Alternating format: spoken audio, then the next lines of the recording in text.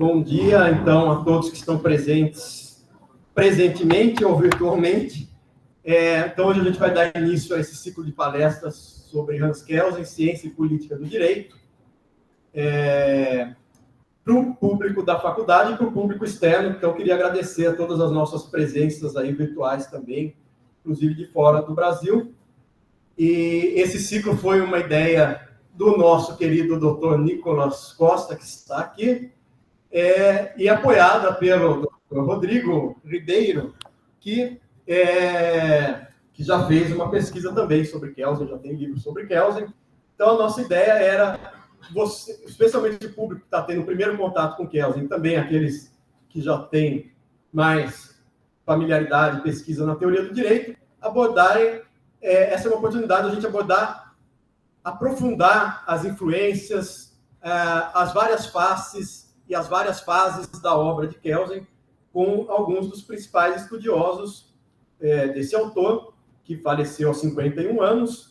Então, a gente achou que era uma oportunidade importante trazer esses estudiosos para a nossa faculdade de Direito, e hoje a gente tem o privilégio de contar aqui com o professor Rodrigo Cadori, da Universidade de Freiburg, que é, de certa forma, colega de vocês, porque fez mestrado aqui na nossa Faculdade de Direito, da Universidade de São Paulo, e agora está lá em Freiburg, onde também concluiu o seu doutorado. Vai nos apresentar um pouco da formação da teoria do direito, da teoria pura do direito de Kelsen, a influência da escola jurídica de Viena, enfim, o grupo que ele formou, que Kelsen formou ao redor de si, no desenvolvimento dessa teoria. Não quero mais tomar o tempo, quero passar logo a palavra ao Rodrigo, agradecendo muito sua presença e sua disponibilidade para arrumar a agenda para estar conosco no dia de hoje, Rodrigo. Bom dia a todos, muito obrigado, Lucas, pelo convite, obrigado aos dois pela ideia, pela iniciativa, que é muito bem-vinda. A minha trajetória acadêmica, o Lucas já disse, passa pela São Francisco, onde eu fiz meu mestrado e comecei um doutorado, que eu abandonei, então, em favor de um doutorado na Alemanha, e ela começa mais propriamente no que diz respeito a São Francisco, fazendo o que eu imagino que vocês estejam fazendo agora, que é conduzindo seminários de ED, inclusive nessa sala, há muitos e muitos anos atrás, mais anos do que é saudável confessar. Indo direto ao jogo. O meu plano para a discussão de hoje começa, talvez de uma forma um pouco inusitada, começa com uma imagem poética. Vocês provavelmente são familiarizados com o autor, chama-se Bertolt Brecht. E vocês me permitam a licença poética, então, de ler alguns versos em voz alta. O poema se chama Perguntas de um Trabalhador que Lê. O jovem Alexandre conquistou a Índia, sozinho. César bateu os gauleses. Não levava sequer um cozinheiro. Filipe da Espanha chorou quando sua armada naufragou. Ninguém mais chorou. Frederico II venceu a Guerra dos 7 Anos. Quem venceu, além dele? Cada página, uma vitória. Quem cozinhava o banquete? A cada 10 anos, um grande homem. Quem pagava a conta? Tantas histórias, tantas questões. Eu pretendo contar a vocês uma história. A história do desenvolvimento da teoria pura do direito, em torno dessa figura, desse grande homem chamado Hans Kelsen.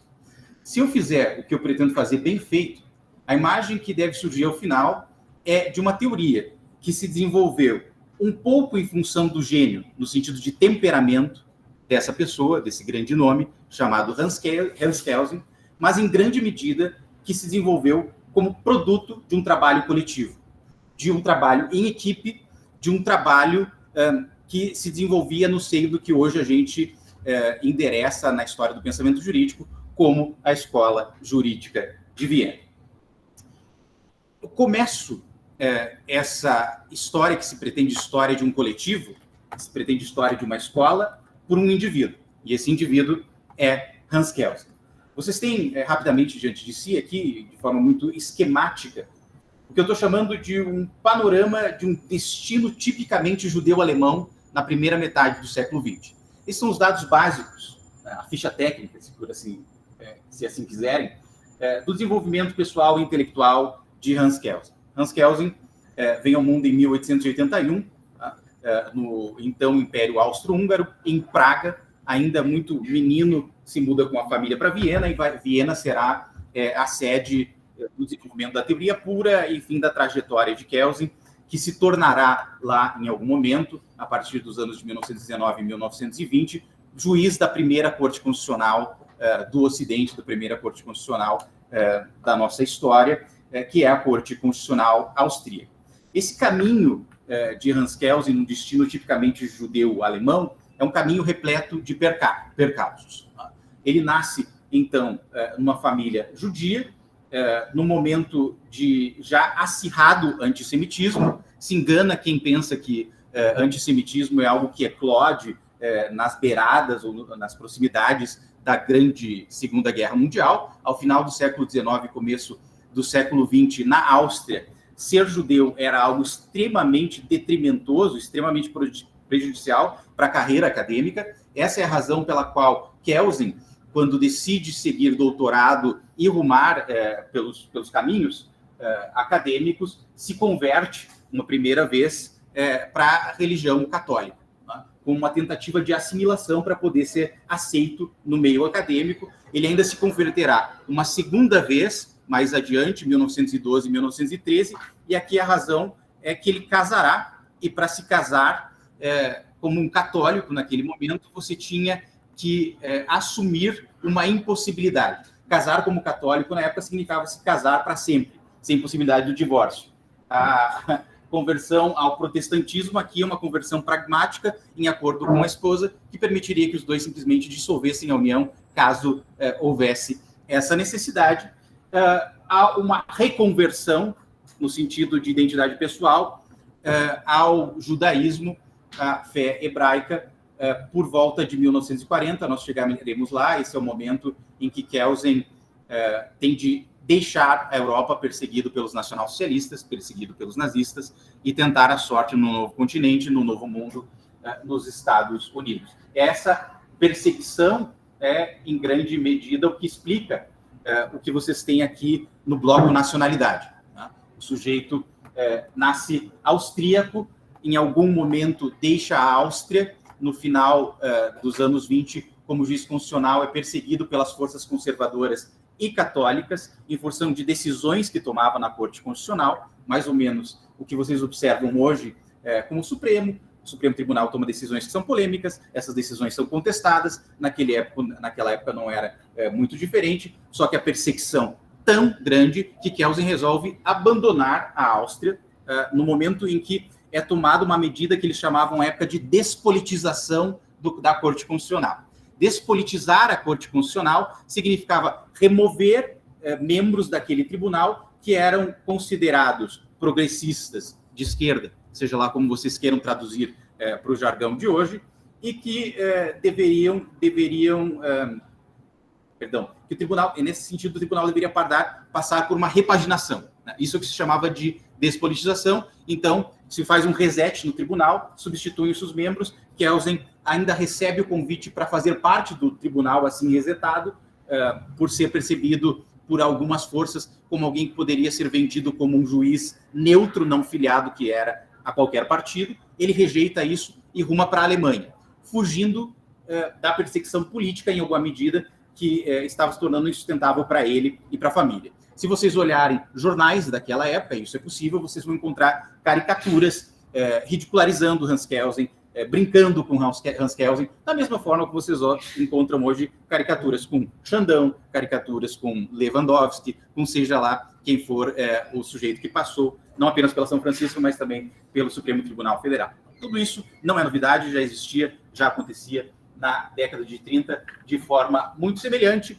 Mal sabia Kelsen que essa fuga da perseguição política da Áustria o jogaria numa situação provavelmente pior, porque em 1930 ele vai à Colônia e tem 3 anos, portanto, de exercício profissional acadêmico antes da ascensão do nacionalsocialismo ao poder, quando aí, em 1933, por meio de nova legislação, ele perderá a professura, né, perderá a posição como um acadêmico, como um professor da Universidade de Colônia, e aí começa o périplo do exílio. Eu vinha falando das nacionalidades, e as nacionalidades estão relacionadas a essa fuga da perseguição e a busca por um, entre aspas, asilo seguro. Saindo de colônia, ele irá encontrar esse asilo seguro por um tempo na Suíça, num instituto para-universitário, um instituto de altos estudos relacionado à ciência política e ao direito internacional, onde outras grandes figuras também encontraram refúgio. Nós falaremos disso brevemente adiante, sobre essas outras grandes figuras que cruzam o caminho de Hans Kelsen. Uma dessas grandes figuras é Ludwig Mises, que vocês provavelmente conhecem, da Escola Austríaca da Economia, que hoje é algo que circula no mainstream de redes sociais no Brasil, né? Um Instituto Mises e assim por diante. Talvez vocês tenham tido contato com esse nome. Esse sujeito está lá ao mesmo tempo que Kelsen no Instituto de Altos Estudos, buscando refúgio nesse momento histórico. Para voltar a uma posição universitária, em 1936, Kelsen vai a Praga, retorna à sua cidade de nascimento e consegue, então, uma vaguinha na Universidade Alemã da República Tcheca. Esse jogo vai ser um intermezzo muito rápido. Em 1938, novamente perseguido como judeu, né? Apesar das conversões ao catolicismo e ao protestantismo, ele terá que abandonar a República Tcheca, voltando para a Suíça, e com grande temor que a Suíça perdesse a neutralidade com a eclosão da guerra, então migra para os Estados Unidos. E aqui vocês têm que imaginar que é uma imigração forçada, não é algo que ele desejava na época. Havia outros países como possibilidade. Kelsen não falava bem inglês. Nós estamos aqui falando de alguém que em 1940 já era reconhecido como talvez o jurista do século XX, 60 anos de idade, 59 para 60, tem que se reposicionar profissionalmente, vai sofrer para encontrar uma posição desse novo sistema universitário, que é um sistema universitário de tipo common law, como a gente costuma se referir ainda hoje. Ele vindo de uma tradição de civil law, mesmo com o renome de ser o jurista do século XX, esse cara não encontra um emprego numa faculdade de direito nunca mais. Ele vai encontrar abrigo no Departamento de Ciência Política na Universidade de Berkeley, posição que ele assume em 1945, e onde ele fica até a aposentadoria em 1952. Esse é o máximo de bombardeio com informações pessoais e, digamos assim, de ficha técnica de Hans Kelsen, a que eu vou submetê-los. Acredito que essa contextualização é minimamente importante para vocês entenderem de quem estamos falando em carne e osso quando falamos de Hans Kelsen, quando falamos de teoria pura do direito. Em suma, estamos falando de um sujeito que teve todos os obstáculos que vocês puderem imaginar para desenvolver essa teoria, todos os obstáculos que vocês puderem imaginar no plano pessoal e no plano profissional, um típico destino judeu-alemão no começo do século XX. Bom, é um pouco, em alguma medida, de início dos esforços pessoais teóricos desse jovem Hans Kelsen, que brota, que emerge, que se desenvolve de maneira inicial, o que hoje nós tratamos como a teoria pura do direito, que não surge com esse nome. Surge como um programa teórico desenvolvido pelo jovem Hans Kelsen na sua tese de livre docência, que os alemães chamam de habilitação. No sistema jurídico alemão, diferentemente do que acontece aqui, para se habilitar a se tornar professor, é preciso, além do doutorado, a livre docência. A livre docência, hoje, como é praticada no Brasil, ela é mais um nice to have, é mais algo que você pode ter com um acréscimo de titulação, do que um requisito para seguir adiante na carreira acadêmica. Na Áustria, daquele momento, sem habilitação, você não se torna professor. Então, nessa livre docência é que Kelsen vai oferecer, digamos assim, as sementes do que se tornaria a teoria pura do direito. Ele tinha um projeto metodológico básico na cabeça. Um projeto que ele desenvolveu enquanto estudante de direito, assim como vocês. Assistindo a aulas modorrentas, maçantes, entediantes, falando de problemas que não interessavam a qualquer pessoa que tivesse a mínima vocação jurídica, que estivesse minimamente voltada para o exercício da prática do direito. E aquilo que ele sentia ser um grande caos do ponto de vista científico. Ou seja, aulas desestruturadas, conceitos que não se comunicavam nas diferentes disciplinas, conceitos utilizados de forma um tanto quanto aleatória, propriedade para o direito civil uma coisa, propriedade para o direito constitucional outra coisa, nenhum esforço de sistematização. Tudo isso foi irritando aquele jovem estudante que desde cedo colocou na cabeça que ou das duas uma, ou ele abandonava o estudo do direito, ou ele se proporia adiante a revolucionar o estudo do direito, a reformar o estudo do direito. Encontrou alguns professores que foram importantes para encorajar esse sujeito que era judeu, que, portanto, teria uma carreira difícil, tá? Que não vinha de uma família de acadêmicos, que não tinha padrinhos, mas encontrou aí algumas figuras intelectuais que o encorajaram a seguir adiante, e com base em trabalhos que fez em seminários, como esse que o Lucas oferece a vocês, então desperta essa faísca no jovem Hans Kelsen, que vai brotar, que vai desaguar nessa tese de livre docência, que eu vinha dizendo é uma proposta de reforma metodológica da ciência jurídica, feita por um sujeito que tem lá seus 30 anos de idade, tá? Que é bastante jovem.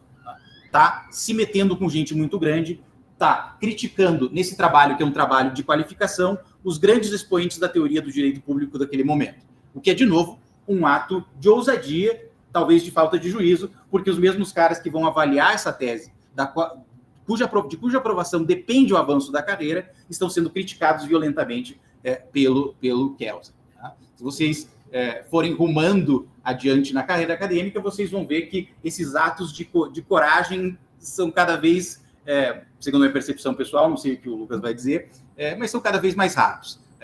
O desafio tão aberto aos avaliadores, digamos assim. E Kelsen começa a sua carreira com um grande desafio, com essa proposta de reforma, de adornamento metodológico da ciência jurídica.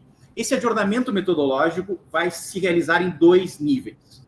O primeiro nível é o nível da Eigengesetzlichkeit der Rechtswissenschaft, ou seja, da autonomia específica da ciência jurídica. Não se assustem com palavras em alemão. É o nível da autonomia da ciência jurídica. Se os estudos do direito hão de ser científicos, como devem ser eles articulados para que possam se sustentar, para que possam estar no mesmo nível daquele nível gozado por outras ciências? Essa é a pergunta que se faz Kelsen, partindo daquelas inquietações. Olha, isso que eles estão fazendo na faculdade, isso que me ensinaram no meu período de faculdade, isso que eu tenho presenciado, pode ser tudo, menos ciência. Não tem rigor metodológico, não tem sistematicidade, não tem identidade disciplinar. Então, começa com essa inquietação nesse primeiro nível. O segundo nível é a autonomia do direito em si, a Eigengesetzlichkeit des Rechts. Então, são 2 palavrões, Eigengesetzlichkeit sempre a mesma palavra, que se referem, uma vez, ao pensamento jurídico e outra vez ao objeto desse pensamento, que é o direito. Então, a autonomia da ciência jurídica e a autonomia do próprio direito. Nessa proposta inicial de ajornamento metodológico, nessa faísca inaugural, Kelsen tem muito mais intuições sobre como deve se articular o estudo do direito do que intuições robustas sobre o que é o direito afinal. Então, ele começa pensando em como estudar o direito sem ter muita clareza sobre o que ele acredita que seja o direito, como funcione o direito. E aqui ele vai ter uma sacada interessante. Ele vai mover uma cruzada contra ontologismos, hipostasiações e sincretismo, já traduzo isso, que poderá ser talvez endereçada por um modo muito simples, né? Que é a ideia de que, para o pensamento jurídico, para os estudos jurídicos, se esses estudos vão ser científicos, só existe direito em relação com as proposições jurídicas de um ordenamento. Não há direito que não seja algo que esteja em relação com proposições jurídicas. Só há direito na relação com proposições jurídicas. O que significa? Dizer que um fenômeno do mundo só adquire um sentido jurídico na medida em que ele é tratado, tematizado por proposições jurídicas. Fora dessa relação, não há direito. Portanto, não há direito na natureza das coisas, não há direito derivado da razão humana, não há direito radicado na dignidade humana, nada disso. Direito é algo muito coloquial, simples, trivial, rasteiro, é algo que depende de decisões humanas para ser criado, e nós captamos o sentido jurídico de fenômenos na relação com as proposições jurídicas. Então, é esse o mote inicial, essa sacada inicial de Hans Kelsen. Só há direito na relação com as proposições jurídicas. Proposições jurídicas aqui são tanto disposições legislativas, quanto decisões judiciais, quanto atos administrativos, quanto disposições contratuais. É isso que ele está querendo dizer com Rechtssatz nesse momento histórico. Daí, Relation zum Rechtssatz. Kelsen faz uma aposta aqui que era a seguinte: para ganhar cientificidade, para ganhar intersubjetividade, compreensibilidade, uma teoria jurídica tem que ser uma teoria da forma do fenômeno jurídico. A intuição por trás dessa sacada é: a forma é mais ou menos constante, o conteúdo é mutável. O que nós consideramos como sendo relevante juridicamente não é o mesmo hoje no Brasil e na Alemanha, não é o mesmo hoje no Brasil do STF, do Brasil de 2024, do que era no Brasil imperial. Então, há uma contingência nisso. O conteúdo é tendencialmente infinito, mas talvez a forma se deixe estruturar. É um pouco essa a sacada desse jovem Hans Kelsen. Ele vai imaginar, então, a teoria do direito, os estudos jurídicos, como uma forma de geometria do fenômeno jurídico. Me interessa a forma. Não interessa se o cubo é feito de madeira, se ele é de bronze, ou seja lá o quê. O que me interessa é captar a forma. Se é um cubo, se não é um cubo, se é algo distinto. Bom, essa teoria formal do direito, nesse sentido muito básico, deveria ser uma disciplina normativa, o que significa uma escolha que deixa muitas coisas de fora. Quando eu digo que a ciência jurídica é uma disciplina normativa, eu estou dizendo que não é próprio da ciência jurídica, enquanto forma autônoma de pensamento científico, não é próprio dessa ciência se ocupar com fenômenos causais. É próprio dessa ciência se ocupar com fenômenos propriamente normativos que operam na base da chave da imputação. Não sei se vocês já chegaram nesse momento de discussão da segunda edição da Teoria Pura, mas para Kelsen é possível, e isso não é uma invenção dele, isso é algo que está mais ou menos dado no discurso do começo do século XX, é possível distinguir, grosso modo, dois tipos de pensamento científico. O pensamento científico normativo, que opera na base da imputação, que é aquilo que vocês aprendem com a fórmula se A deve ser B, onde B é sempre sanção, nós vamos falar rapidamente sobre isso. Esse tipo de pensamento é diferente do pensamento causal.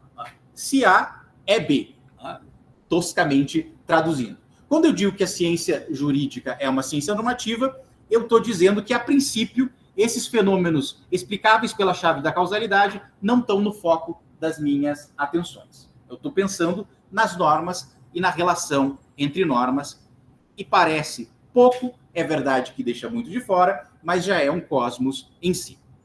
Bom, é uma escolha metodológica, é uma aposta nesse momento.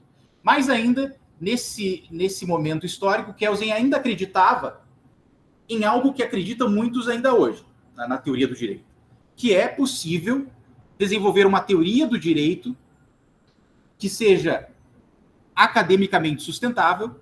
A palavra que ele usa aqui é sempre científico, né? Está ligado ao momento histórico em que vive, nós falaremos disso adiante. Mas ele acredita que é possível fazer uma teoria, então, academicamente robusta e defensável do que é o direito, olhando para a forma da proposição jurídica. Acreditava que a proposição jurídica tem algo de singular que vai distingui-la de outras proposições normativas. Da proposição normativa religiosa, da proposição normativa moral, da proposição normativa da moda, das regras de trato social, da gramática. Talvez a proposição normativa jurídica tenha algo que se deixe captar. Então, a teoria pura surge como uma teoria da forma linguística ideal da proposição jurídica. Então, ele ficava se perguntando, como se perguntavam muitos naquela época, como se perguntam com outra parafernália conceitual hoje, tantos outros, se perguntava se na estrutura dessa proposição havia algo de singular que é só do direito e não das outras formas de normatividade. Tá? Então, essas intuições que ele tinha no plano da autonomia da ciência jurídica. O programa de uma disciplina chamada ciência jurídica seria um programa que passaria por aí. Tá? Um programa que ele quer desenvolver para responder mais ou menos a pergunta. Olha, se uma ciência jurídica pode dar uma contribuição para a compreensão desse fenômeno social multifacetado que é o direito, qual é essa contribuição, então? O que eu posso entender do direito, usando a tal da ciência jurídica, que eu já não poderia entender usando sociologia, usando história, usando ciência política e tantas outras formas de conhecimento. Essa é a inquietação de Kelsen nesse momento. Naquele segundo nível, ele tem intuições muito menos robustas, muito menos estruturadas. É um livro de 700 páginas, que tem contra si também isso, né? Não é só hoje que ninguém lê livro de 700 páginas, já naquela época ninguém lia livro de 700 páginas, ainda mais um livro que está tentando mostrar para o seu público que todos estavam errados no que diz respeito à forma linguística ideal da proposição jurídica. Ninguém viu o que eu, Kelsen, vi nesse aspecto muito singular do pensamento jurídico, que é a forma linguística ideal da proposição jurídica. Então, é um livro que se pretende revolucionário, que tem grandes problemas de marketing, a começar pela extensão excessiva e pelos arrombos juvenis de críticas exageradas aos membros da banca, digamos assim. Bom, voltando às intuições de Kelsen no plano da autonomia do próprio direito. O que é o direito, afinal, para Kelsen, nesse momento? Ainda não há uma resposta a essa pergunta. O que é próprio do direito? Ele está tentando encontrar a forma específica da proposição jurídica, mas ele já diz algumas coisas que parecem banais. Mas eu vou concluir minha fala hoje, se eu conseguir chegar lá, tentando mostrar para vocês que essa ideia banal que ele teve é uma ideia muito difícil de levar a sério, tá? Que é a ideia de que todo direito é direito positivo. Só há direito positivo. Não há direito que não seja direito positivo, secundum non datur. O que significa isso? Significa que todo direito é produto de decisões humanas. Não há direito que não seja produto de decisões humanas. Se ninguém decidiu, eu ainda não sei qual é o direito. Eu não estou falando de decisão de juízes. Eu estou falando de qualquer decisão, de qualquer órgão jurídico, de uma decisão contratual entre privados e assim por diante. Sem decisão, não há direito. O que ele está querendo dizer? Está querendo dizer que o direito é um fenômeno humano. Não é revelado divinamente, não está dado na realidade, não há fatos jurídicos no mundo e por aí vai. Né? Na discussão de metaética e filosofia moral, isso aparece hoje na discussão sobre a existência de fatos morais ou não. Kelsen está rejeitando aqui que hajam fatos normativos nesse sentido, tá? com algumas intuições, não mais que isso. Voltemos à idade. É um menino de 30 anos na sua primeira obra ousada. Outra intuição que Kelsen apresenta aqui, que já estava implícita no que eu vinha dizendo sobre os estudos jurídicos, é que o direito é uma forma de normatividade. Tá? O direito se manifesta no mundo como normatividade. Tá? Ou seja, aquilo que eu já mencionei, é algo que tem que ser compreendido a partir da categoria da imputação. Tá? Se isso não ficar claro, se vocês não têm ainda no hardware aí de vocês, a categoria da imputação, nós falamos sobre isso no momento da discussão. Além disso, esse fenômeno normativo é um fenômeno coercivo, o que significa dizer que o direito é um tipo de normatividade que regula o uso da força e da violência na sociedade. É isso que o direito faz. O direito regula o uso da força e da violência. Essa é a intuição de Kelsen. Nesse momento histórico, ele acreditava que a principal forma de manifestação dessa normatividade jurídica era a forma da obrigação jurídica. Então, ele estava muito interessado, juntando os dois elementos, a autonomia da ciência jurídica com a autonomia do direito, em precisar, individualizar a forma ideal da proposição jurídica, imaginando que essa forma ideal vai se revelar na estrutura da obrigação jurídica. Vocês imaginem que com direito nós fazemos muitas outras coisas, além de estabelecer obrigações. Nós atribuímos poderes e competências, nós estabelecemos proibições que são de alguma maneira fungíveis com as obrigações, nós também oferecemos permissões. Né? Há outras coisas além de obrigação que nós fazemos com normas jurídicas. No foco de Kelsen aqui estava a ideia da obrigação jurídica. Isso é, em grande medida, assim até hoje. Tá? O grosso das teorias jurídicas, hoje, por mais sofisticadas que sejam, estão presas no imaginário da obrigação jurídica. Nós vamos falar sobre isso. Então, é mais ou menos o que Kelsen estava fazendo nesse momento, continua se fazendo ainda hoje. Só que Kelsen abandona isso, e esse é o charme da nossa discussão adiante, e muitos outros seguiram nesse caminho. E, em combinação de todos esses elementos que eu vim agora discursivamente tentando clarificar, o que nós temos é ainda uma visão estática de direito. Tá? Kelsen imaginava, ou tinha uma preocupação pura e simplesmente com a proposição jurídica, como eu vinha dizendo. Ele não estava interessado nem pela criação do direito e nem pela aplicação do direito. Do ponto de vista dessa teoria, ele chega a escrever isso com todas as letras em 1911, a criação e a aplicação do direito são mistérios, não alcançáveis pelo pensamento jurídico. É um pensamento estático, em que problemas de aplicação do direito não aparecem. Vocês vão dizer, talvez com razão, bem, então é uma teoria que acaba, em alguma medida, onde começa o direito. Né? Porque se eu não estou dizendo nada sobre a aplicação do direito, sobre o que eu estou pensando afinal. E talvez com razão se pudesse fazer essa crítica. E aí a minha inquietação. Essas são as ideias originais de Kelsen, essa é a revolução que ele propõe. Eu abri essa fala com as perguntas que faz um trabalhador que lê. E uma das primeiras perguntas que eu me fiz como teórico do direito, que se ocupa da teoria pura do direito, foi, se é isso a teoria pura do direito, se a teoria pura do direito tivesse parado aqui, na livre-docência de Kelsen, que é o que ele fez genuinamente sozinho, nós estaríamos falando de teoria pura do direito ainda hoje? É suficiente essa tentativa de revolução como revolução do pensamento jurídico? E se não, o que tem de tão interessante nessa teoria pura? É um pouco isso que eu vou tentar discutir com vocês. Antes de mais, apenas um caveat.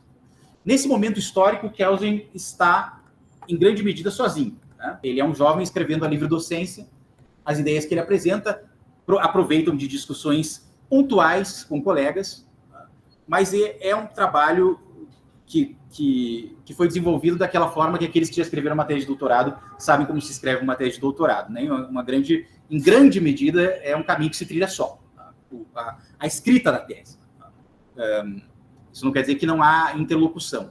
Mas, nesse momento, a interlocução para Kelsen era muito limitada. Ele não vinha de família acadêmica, ele está fora da universidade, ele não tem nenhum emprego mais estável dentro da universidade, então ele está empregado nesse momento em instituições extra-universitárias, né, e desenvolvendo uma tese mais ou menos sozinho. Então, isso aqui é o gênio kelseniano autêntico, entre aspas no gênio, aqui, por favor.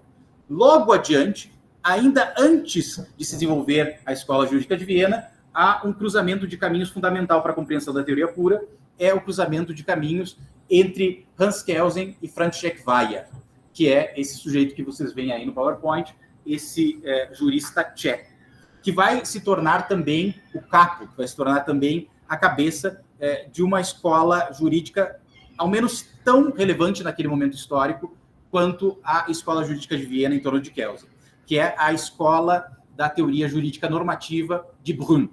Brünn, a cidade em que essa escola se sediava, onde Weyer dava aula na República Tcheca. Então você tem um momento histórico em que dois jovens livre-docentes estão causando na cena local da teoria do direito, na cena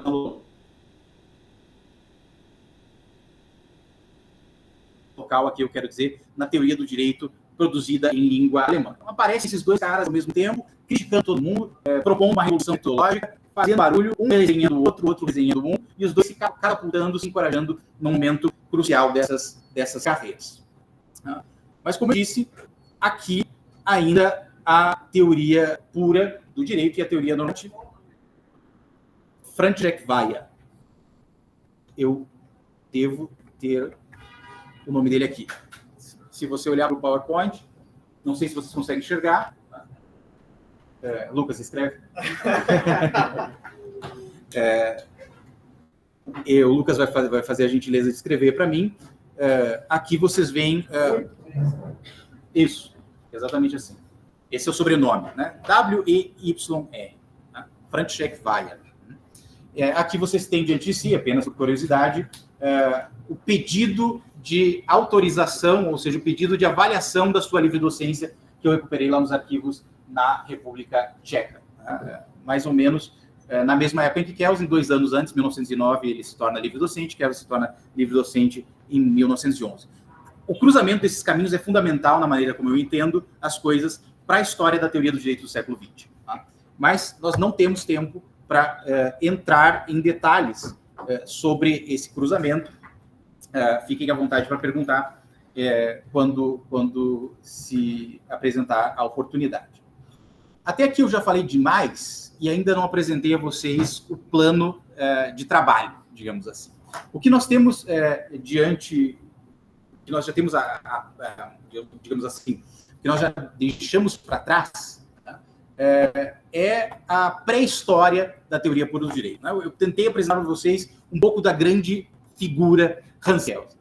O que eu quero fazer agora, já que vocês trabalham principalmente com textos de Hans Kelsen, é um pouco tensionar a imagem oficial da teoria pura do direito, que é uma imagem que basicamente reduz a riqueza dessa teoria à versão canônica desenvolvida por Hans Kelsen.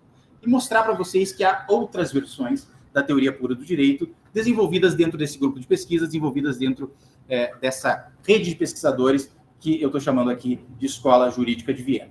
A imagem oficial da Escola Jurídica de Viena é uma imagem que, no máximo, traz o seguinte nível de complexidade. A teoria pura é uma teoria desenvolvida por Hans Kelsen em conjunto com 2 outros grandes homens, um deles, Adolf Julius Merkel. Vocês provavelmente já ouviram esse nome pairando por aí, sem dúvida contribuições importantes para o desenvolvimento da teoria do direito do século XX, não apenas para a teoria pura, tá? E também em conjunto com Alfred Ferdinand. Merkel é, digamos assim, um dos pais do direito austríaco administrativo moderno, do direito administrativo austríaco moderno. Alfred Ferdinand é um dos pais do direito internacional público do século XX. A disciplina de direito internacional público, né, como disciplina acadêmica, deve muito aos esforços desse aluno de Kelsen. Então, a imagem oficial, no máximo, fala nessas 3 figuras maiores, né, e deixa de lado uma complexidade que historicamente era existente, que envolve a participação de pelo menos 30 pesquisadores e pesquisadoras na elaboração do que hoje a gente chama de teoria pura do direito. Então, minha ideia é um pouco tensionar essa visão oficial, colocar umas pulgas atrás da orelha de vocês, que estão começando agora a se ocupar com a teoria pura do direito, e se puder ficar alguma coisa, talvez que fique uma inquietação de que há mais do que Kelsen no universo da teoria pura do direito. O que não significa desmerecer Hans Kelsen, o que não significa minimizar a contribuição de Hans Kelsen ao pensamento jurídico do século XX. Bom, apresentando essa ideia de tensões, que pode ser traduzida da seguinte maneira. Há algo ao qual nós temos que, em alguma medida, ser muito gratos, que é a possibilidade de subir nos ombros do gigante Hans Kelsen, de poder olhar para a teoria do direito partindo, não do começo, mas partindo de algo que já está relativamente estruturado, oferecer críticas a esse algo, desconstruir esse algo, propor redirecionamentos. Tá? Nós subimos no ombro desse gigante de Hans Kelsen. Só que há um porém, ou há um dark side nessa ideia dos gigantes do pensamento, que é que os gigantes fazem sombra para uma série de outras figuras que são percebidas como menores ou que nem são percebidas. Então, a minha ideia aqui é tirar um pouco uma pluralidade de outros atores, de pesquisadores e pesquisadoras, da sombra para colocar em foco um grau maior de complexidade no desenvolvimento da Escola Jurídica de Viena. Eu farei isso em 3 momentos, que na verdade se reduzirão a 2. Tá? O primeiro momento é apresentar a vocês a formação da Escola de Viena como produto dos esforços do gênio no sentido de temperamento de Hans Kelsen. Eu vou rapidamente apresentar 8 dimensões da Escola Jurídica de Viena, tal qual eu entendo, realmente in a nutshell. Muito rapidamente, só para que vocês tenham ouvido, tenham registro de menções básicas que eu considero relevantes nesse caminho. No segundo momento, eu vou tentar mostrar como essa escola, que é produto das iniciativas de Kelsen, é responsável pela produção da teoria pura do direito.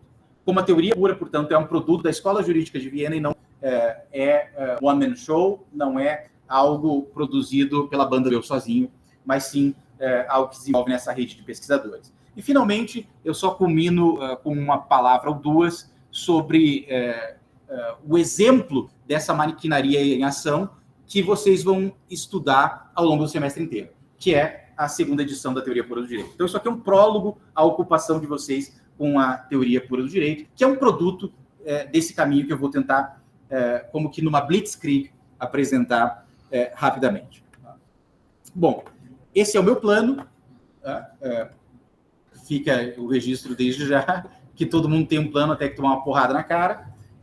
E a porrada na cara é vocês sinalizando que não está funcionando, que vocês estão mais ou menos pensando como Kelsen pensava lá nas aulas no começo do século em Viena, que não dá para entender como alguém pode vir ocupar o tempo de vocês com um treco tão modorrento e maçante. Então, se eu sentir isso, eu recalculo a rota. Meu plano de todo modo, é esse. Essas são as minhas diretrizes.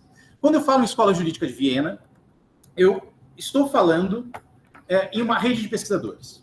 Eu não estou falando em uma comunidade dogmática de crenças. Se filiar intelectualmente à Escola Jurídica de Viena não significa aderir a um pacote de teses que vem pronto, ao qual ou você dá o check e o ok e reza segundo a cartilha, ou você não está... você não é digno, você não está pertencendo ao imaginário da Escola Jurídica de Viena. Não é uma comunidade dogmática de crenças. Historicamente, também não é uma estrutura intelectual hierárquica. Tá? Não era uma rede de pesquisadores que funcionava de tal forma que os discípulos, entre aspas, que os alunos, entre aspas, tinham de repetir aquilo que pregava o mestre Hans Kelsen. Pelo contrário, eu não conheço nenhuma estrutura reticular de pesquisa, peguem os hartianos, peguem os razianos, em que haja tanta treta teórica quanto na Escola Jurídica de Viena. Basicamente, aqui, todos os alunos de Kelsen tinham críticas fundamentais a Kelsen, fundamentais mesmo, com relação ao modo de execução do programa compartilhado de pesquisa. Tá? Então, nós temos esses dois elementos que me parecem interessantes como advertência. No modo de funcionamento, você terá, ao longo dos anos, a evolução de uma rede de pesquisa, nós já vamos falar disso, que começa nas aulas que Kelsen dava como livre-docente na Faculdade de Direito da Universidade de Viena, na Faculdade de Ciências do Estado e do Direito da Faculdade de Viena, como um jovem pesquisador, mais ou menos da idade do Lucas, tá? Aparecendo aqui como uma novidade, tá? E conquistando, de alguma maneira, os estudantes por apresentar, talvez facetas que não fossem discutidas em outras disciplinas, apresentar a matéria de uma maneira um pouco menos usual e com grande grau de abertura, um grau não usual de abertura. Nós chegaremos a isso. É um sujeito que, como eu disse, estava incomodando os grandes da época, porque o livro lá de 700 páginas estava publicado, estava sendo resenhado, então está circulando que tem críticas no mercado aí aos bambambãs, que tem críticas aí no mercado aos baluartes, e as pessoas começam a ficar curiosas. Então a escola começa assim, nessa relação aqui. Lucas com vocês, Hans Kelsen com os alunos dele. Alguns vão ficando mais interessados, vão demandando mais, vão procurando mais, até que em algum momento Kelsen estabelecerá um seminário privado, já discutiremos isso, e ao longo dos anos, de 1913 até 1930, se consolida um núcleo duro dessa rede de pesquisadores que vai ser endereçado no pensamento jurídico da época já como uma escola. Isso aqui me parece relevante para organizar um pouco o discurso. Estou oferecendo uma definição de trabalho do que eu estou chamando de escola, que eu acredito que se aplica à realidade do que foi essa rede de pesquisadores, Escola Jurídica de Viena. Ela não é o resultado de uma autoproclamação. Então, Kelsen não chegou nas primeiras aulas dele dizendo assim, olha, estou fundando uma nova escola do pensamento jurídico, vocês sejam bem-vindos a aderir ao meu programa. Não funciona assim. Uma escola jurídica, no máximo, consegue arrancar risos se apresentar dessa maneira. Né? Se o Lucas chegasse aqui nas próximas aulas e dissesse a escola Amato aguarda adesões na teoria do direito, provavelmente isso seria nada mais que caricato. Tá? Então, não é o produto de uma autoproclamação, tá? Mas sim uma rede de pesquisadores que se percebem como integrantes de uma espécie de grupo de trabalho, né? De uma agregação acadêmica. Tem uma dimensão de autocompreensão. Esses pesquisadores, eles são tratados já no discurso da época como integrantes de um movimento intelectual. Quer dizer, com base no que eles publicam, aqueles que leem conseguem mais ou menos entender, olha, isso aqui é parecido com aquilo, isso aqui tem um jeito de tratar de problemas jurídicos que é particular, que é próprio. Então, vão ser percebidos na percepção externa como membros de um movimento intelectual. Eles compartilham o núcleo duro de um programa de pesquisa. Nós vamos ver qual é esse programa de pesquisa. Um programa bem minimalista de pesquisa, um programa que tem alguns elementos muito básicos, mas que eu já anunciei anteriormente, é difícil de manter de forma coerente. E que vão desenvolver conjuntamente, em constante interação, debate e controvérsia, esse programa compartilhado. Então, essas 4 dimensões caracterizam aí uma escola que surge de uma rede de pesquisa que, ao longo de mais ou menos 20 anos, 17 anos, 18 anos, vai se consolidar como o movimento da teoria do direito do começo do século XX, né? Como o grande hit da teoria do direito do século XX, em dimensões internacionais. Tá? Vai ser percebida assim internacionalmente, não apenas na Áustria e não apenas na Alemanha. Tá? Se vocês considerarem, esse lapso de 17, 18 anos para a formação de uma escola de pensamento que seja percebida como tal e que mais leve o seu líder, entre aspas, essa figura central, Hans Kelsen, a ser percebido como o jurista do século XX, né? 17 anos é um tempo curtíssimo. Né? Então, em 17 anos, algo de muito intenso se desenvolveu. Eu dizia, então, que a história começa dessa escola no seminário privado de Hans Kelsen. Alunos como vocês, reconhecidos como talentosos, vão ser convidados por Hans Kelsen a, livremente, por livre e espontânea vontade, participarem de discussões de textos que Kelsen escrevia e que pretendia publicar no domingo à tarde, uma vez por mês, no apartamento dele. É um jovem professor, não tem sala na universidade, não tem grandes estruturas a oferecer, abre as portas da casa dele para discutir teoria do direito, e aí tem alguns malucos que aceitam o convite, e assim começa a se estruturar o que a gente hoje conhece como Escola Jurídica de Viena. O que vocês estão vendo aqui, se conseguirem enxergar em que pese a luminosidade, é o local em que funcionava o seminário privado, que era o apartamento em que Kelsen morava, na Wickenburggasse, número 23, lá em Viena, não muito longe da Faculdade de Direito. Se vocês forem até lá hoje, vocês vão ver essa plaquinha dizendo algo como: aqui morou Hans Kelsen, tá? O fazedor da Constituição Austríaca, o criador da Constituição Austríaca de 1920. Tá? Além de juiz constitucional, Kelsen esteve diretamente envolvido na elaboração do documento constitucional austríaco de 1920, que é o documento constitucional ainda hoje em vigor na Áustria. Tá? Não saiam por aí dizendo que Kelsen elaborou o documento constitucional austríaco, ele não elaborou o documento constitucional austríaco. É difícil imaginar que alguém sozinho possa elaborar um processo político parlamentar um documento constitucional, mas ele era uma das figuras jurídicas relevantes no sentido de saber técnico, desenvolveu uma série de esboços desse documento constitucional que foram, em grande medida, contemplados nas discussões parlamentares. Bom, assim começa, no seminário privado, são discutidos, como eu dizia, não apenas textos que Kelsen vinha escrevendo, embora comece assim, mas aos poucos também textos que os próprios alunos iam escrevendo, que ao longo do tempo se transformaram em doutorandos, que ao longo do tempo se transformaram em habilitandos, livres docentes, e em algum momento lá na década de 20, alguns deles serão professores, colegas de Kelsen. Então surge assim, os alunos se reunindo com o professor para discutir, sem hierarquia, sem relevância de titulação, problemas de teoria do direito, da forma mais franca possível. Há alguns relatos sobre as dinâmicas de discussão desse grupo,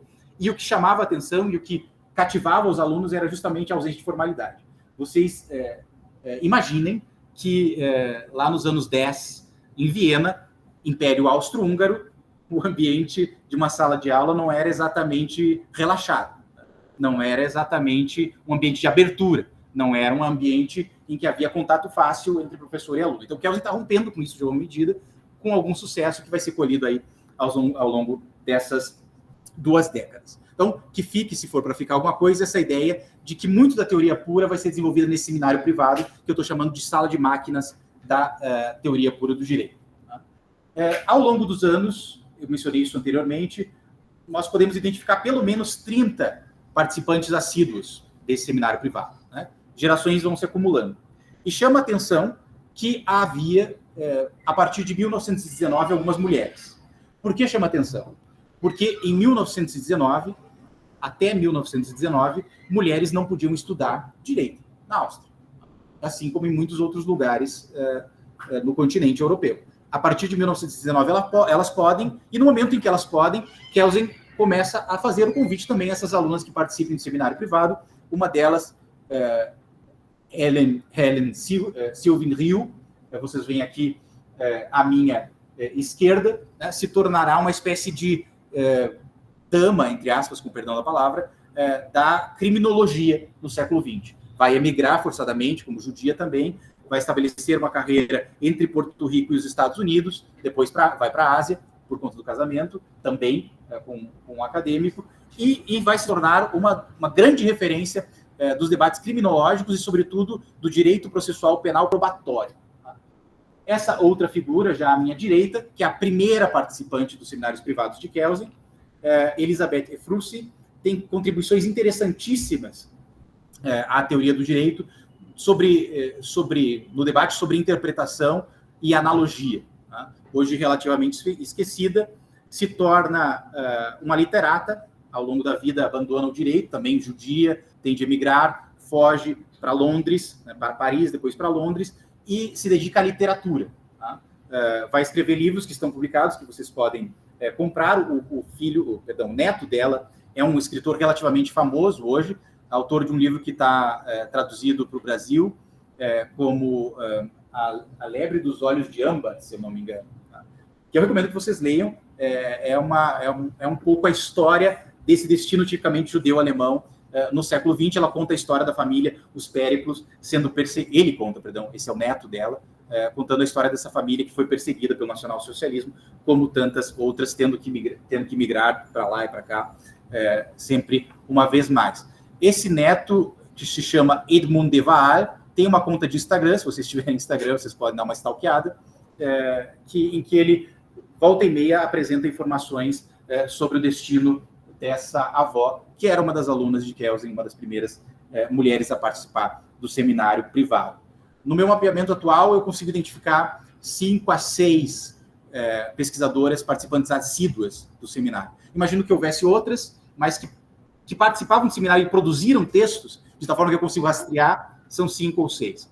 Um universo de 30 não é lá muito pouco, considerando que as mulheres não estudavam direito até 1919. Então, fique esse registro sobre a composição pessoal. É importante saber que essa iniciativa de Kelsen, embora para o mundo do direito ousada, né, organizar um seminário privado, no contexto vienense daquele momento histórico, era uma banalidade. Nós estamos falando de Viena, né, onde há incontáveis círculos de Viena, onde há incontáveis escolas de Viena. Né? A escola jurídica de Viena não é senão a manifestação jurídica de um movimento de vanguarda nas artes e nas humanidades que se desenvolve aí no começo do século XX, ou no que se chama hoje de Viena ao final do século. Tá? Nessa virada do século XIX, começo do século XX. Aqui eu tenho, enfim, uma imagem que mostra mais ou menos um mapa do número de círculos intelectuais vanguardistas, tá, que produziram algo de relevante para a história do pensamento, que funcionavam em Viena, na cena extra-universitária, naquele momento histórico, entre 1925 e 1930. Talvez os mais famosos, né, e que têm intersecção direta com o grupo de Kelsen, sejam o círculo de Ludwig von Mises, né, que vai desaguar na terceira geração da escola austríaca do pensamento econômico.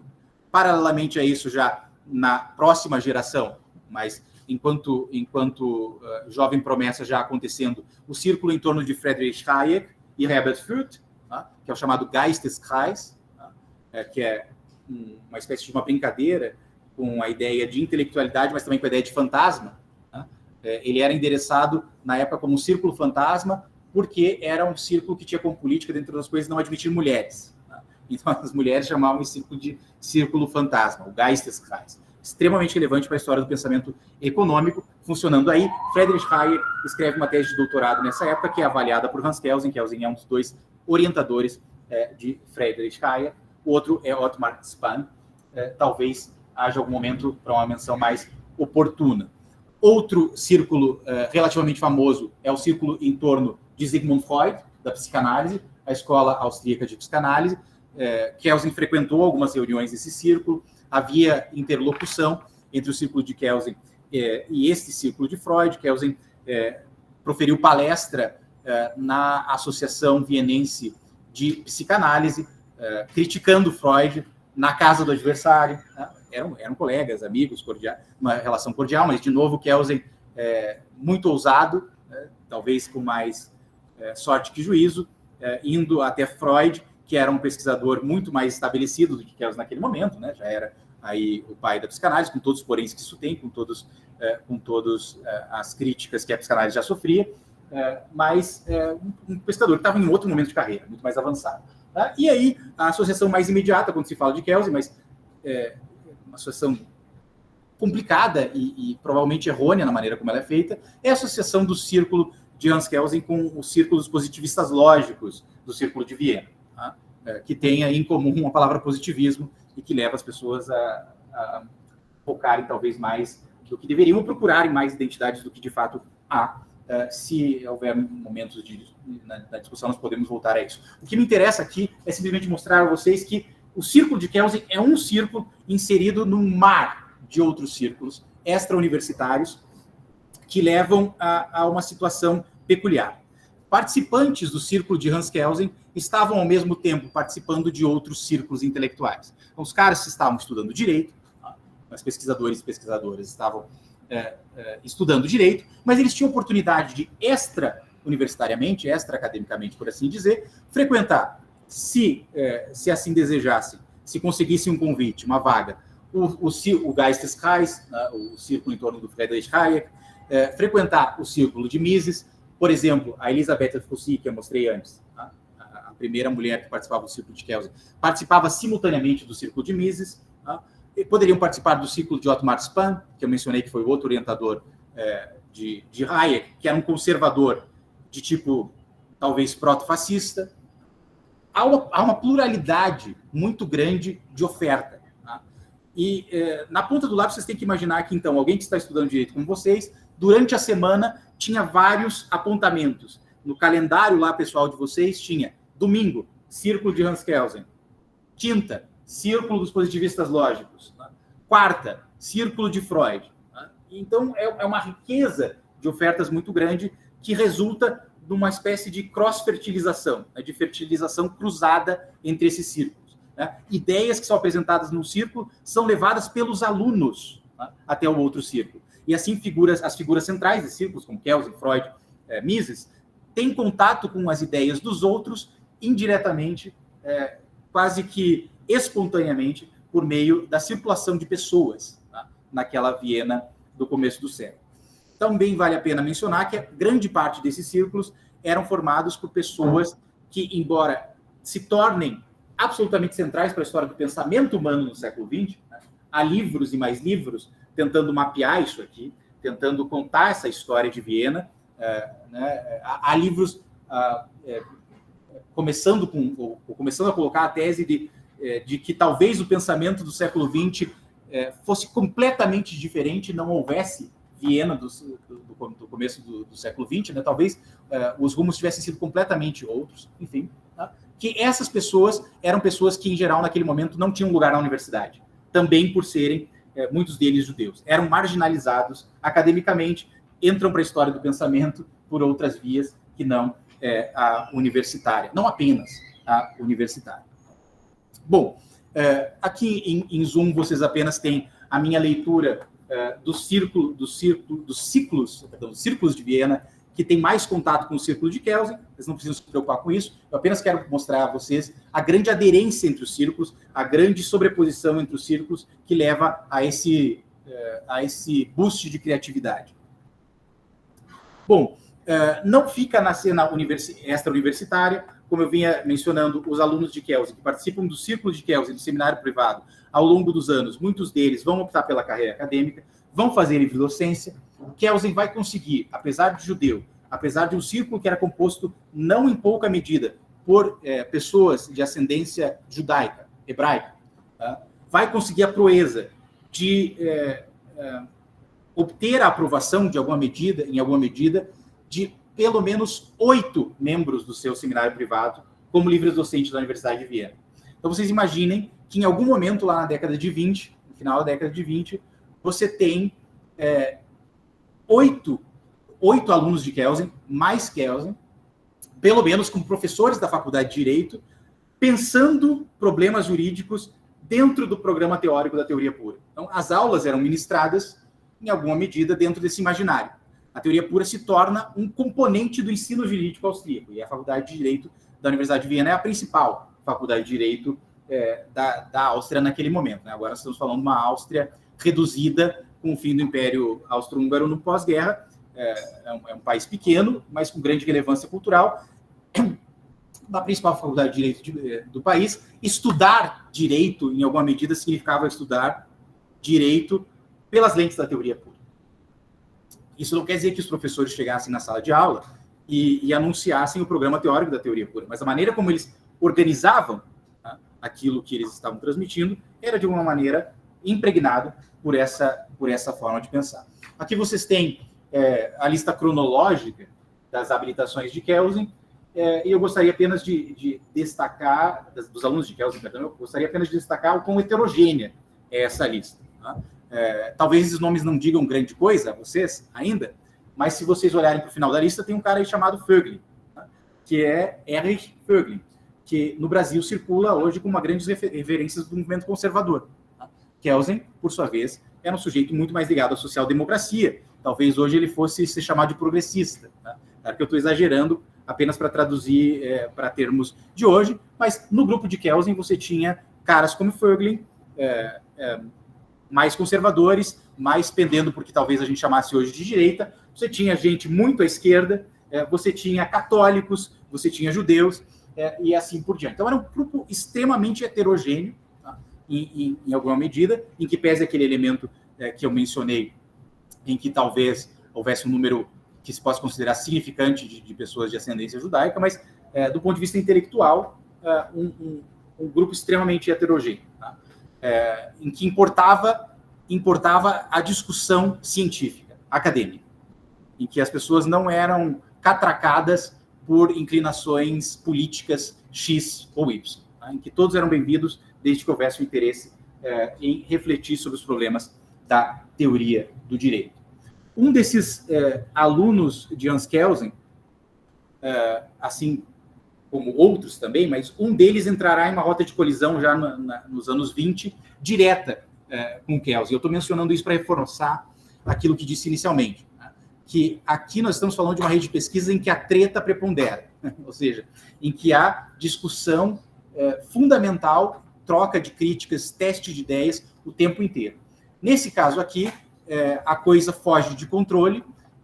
Esse sujeito, que é Fritz Zander, que estava na tabela anterior como segundo aluno de Kelsen a obter a livre docência, né, depois do primeiro, que é Merkel, em 1920 se torna livre docente Fritz Zander, que era um jovem promissor, do qual os membros da Escola de Viena esperavam nada mais, nada menos do que uma colossal nova teoria do direito. Esse sujeito se envolve numa disputa pessoal por prioridade acadêmica com Hans Kelsen, acusa Kelsen de plágio e é acusado por Kelsen de plágio. Essa disputa infeliz termina com a abertura de um procedimento disciplinar na Faculdade de Direito da Universidade de Viena. Kelsen elabora, digamos assim, um pedido disciplinar contra si mesmo, tenta abrir um procedimento disciplinar contra si mesmo, alegando que se as insinuações de Zander, desse seu aluno, fossem verdadeiras, então ele, Kelsen, não era mais digno de seguir a carreira como professor, e que aquilo deveria ser apurado, e que se a comissão disciplinar chegasse à conclusão de que havia veracidade nas palavras de Zander, então cassasse o título de professor de Hans Kelsen. Nesse procedimento administrativo, os alunos de Kelsen se ombreiam ao lado do mestre, massacram Fritz Zander, desacreditam todas as acusações, e Kelsen termina inocentado, com Fritz Zander apagado da história do pensamento jurídico. Nem mesmo entre kelsenianos esse é um nome conhecido. No Brasil, vocês têm o privilégio de ter uma boa monografia publicada sobre isso, a monografia publicada pela Quartia Latam, por um egresso aqui do programa de mestrado da faculdade, Thiago Thanos. A monografia se chama O Aluno do Aluno, e conta essa história cheia de intrigas, né, que se lê um pouco como macaras do mundo jurídico, da relação entre Hans Kelsen e Fritz Zander. Agora, por um lado, triste história, por outro lado, imaginem que quando há uma treta, entre aspas, desse tamanho dentro de um movimento teórico, a comunidade acadêmica se mobiliza ainda mais no sentido de dirigir atenção a esse movimento teórico. Então, quanto mais polêmica, mais ou menos como no Twitter, como no Instagram, sei lá, quanto mais polêmica, mais gente lendo, mais gente discutindo. Isso já era, de alguma maneira, verificável aí no universo acadêmico. Então, você tem o que eu estou chamando aqui de uma revolução palaciana de Fritz Zander. Eu não vou entrar nisso com mais detalhe, mas, de modo muito rápido, Fritz Zander vai dizer que a verdadeira teoria pura do direito era a teoria da experiência jurídica que ele vinha desenvolvendo. Então, a teoria pura do direito, tal qual desenvolvida por Hans Kelsen, ainda seria uma teoria pura inconsequente, e a autêntica teoria pura, a única teoria pura consequente até então, seria aquela que vinha desenvolvido Fritz Zander. Né? Por isso estou chamando de revolução palaciana, né? Um golpe de Estado dentro da teoria pura do direito, que termina mal para o Fritz Zander.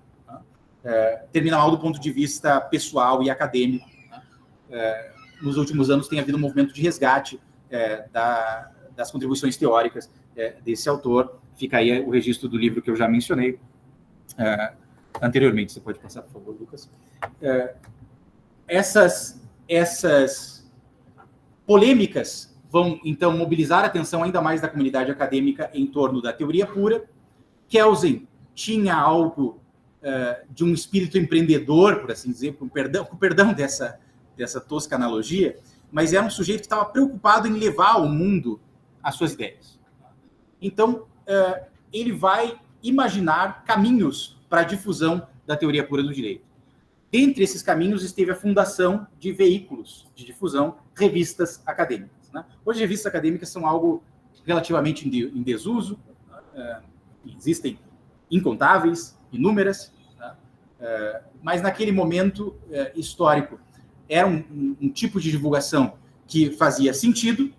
O que eu estou querendo dizer é que se hoje você criar uma revista para divulgar uma corrente X ou Y, você vai concorrer com uma maré, enfim, com um número infindável de outras revistas, a probabilidade de que essa uma revista prospere é muito menor do que a probabilidade existente naquele momento em que havia menos veículos desse tipo de difusão de ideias jurídicas.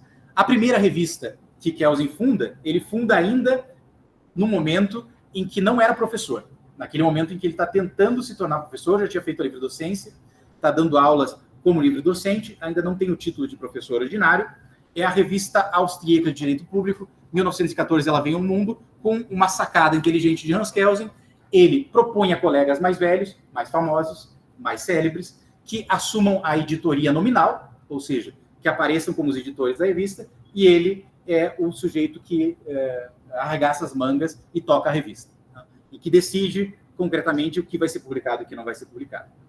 Essa revista existe pelos 5 primeiros anos até 1919 dessa maneira. Em 1919, quando Kelsen se torna professor, ele assume nominalmente a edição, e essa revista se torna, em grande medida, como se pode dizer, uma espécie de jornal do 11, talvez. O jornal do 11 não é exatamente assim. O que eu quero dizer é que é uma revista dos alunos de Kelsen. Tá?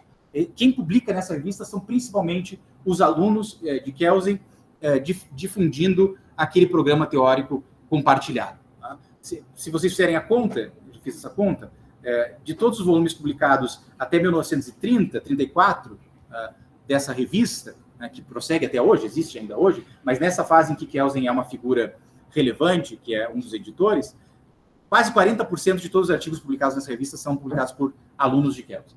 Isso é bastante. Então, quando não eram alunos de Kelsen, eram críticos ao programa, e a crítica sendo feita naquele veículo, dando visibilidade cada vez maior à teoria.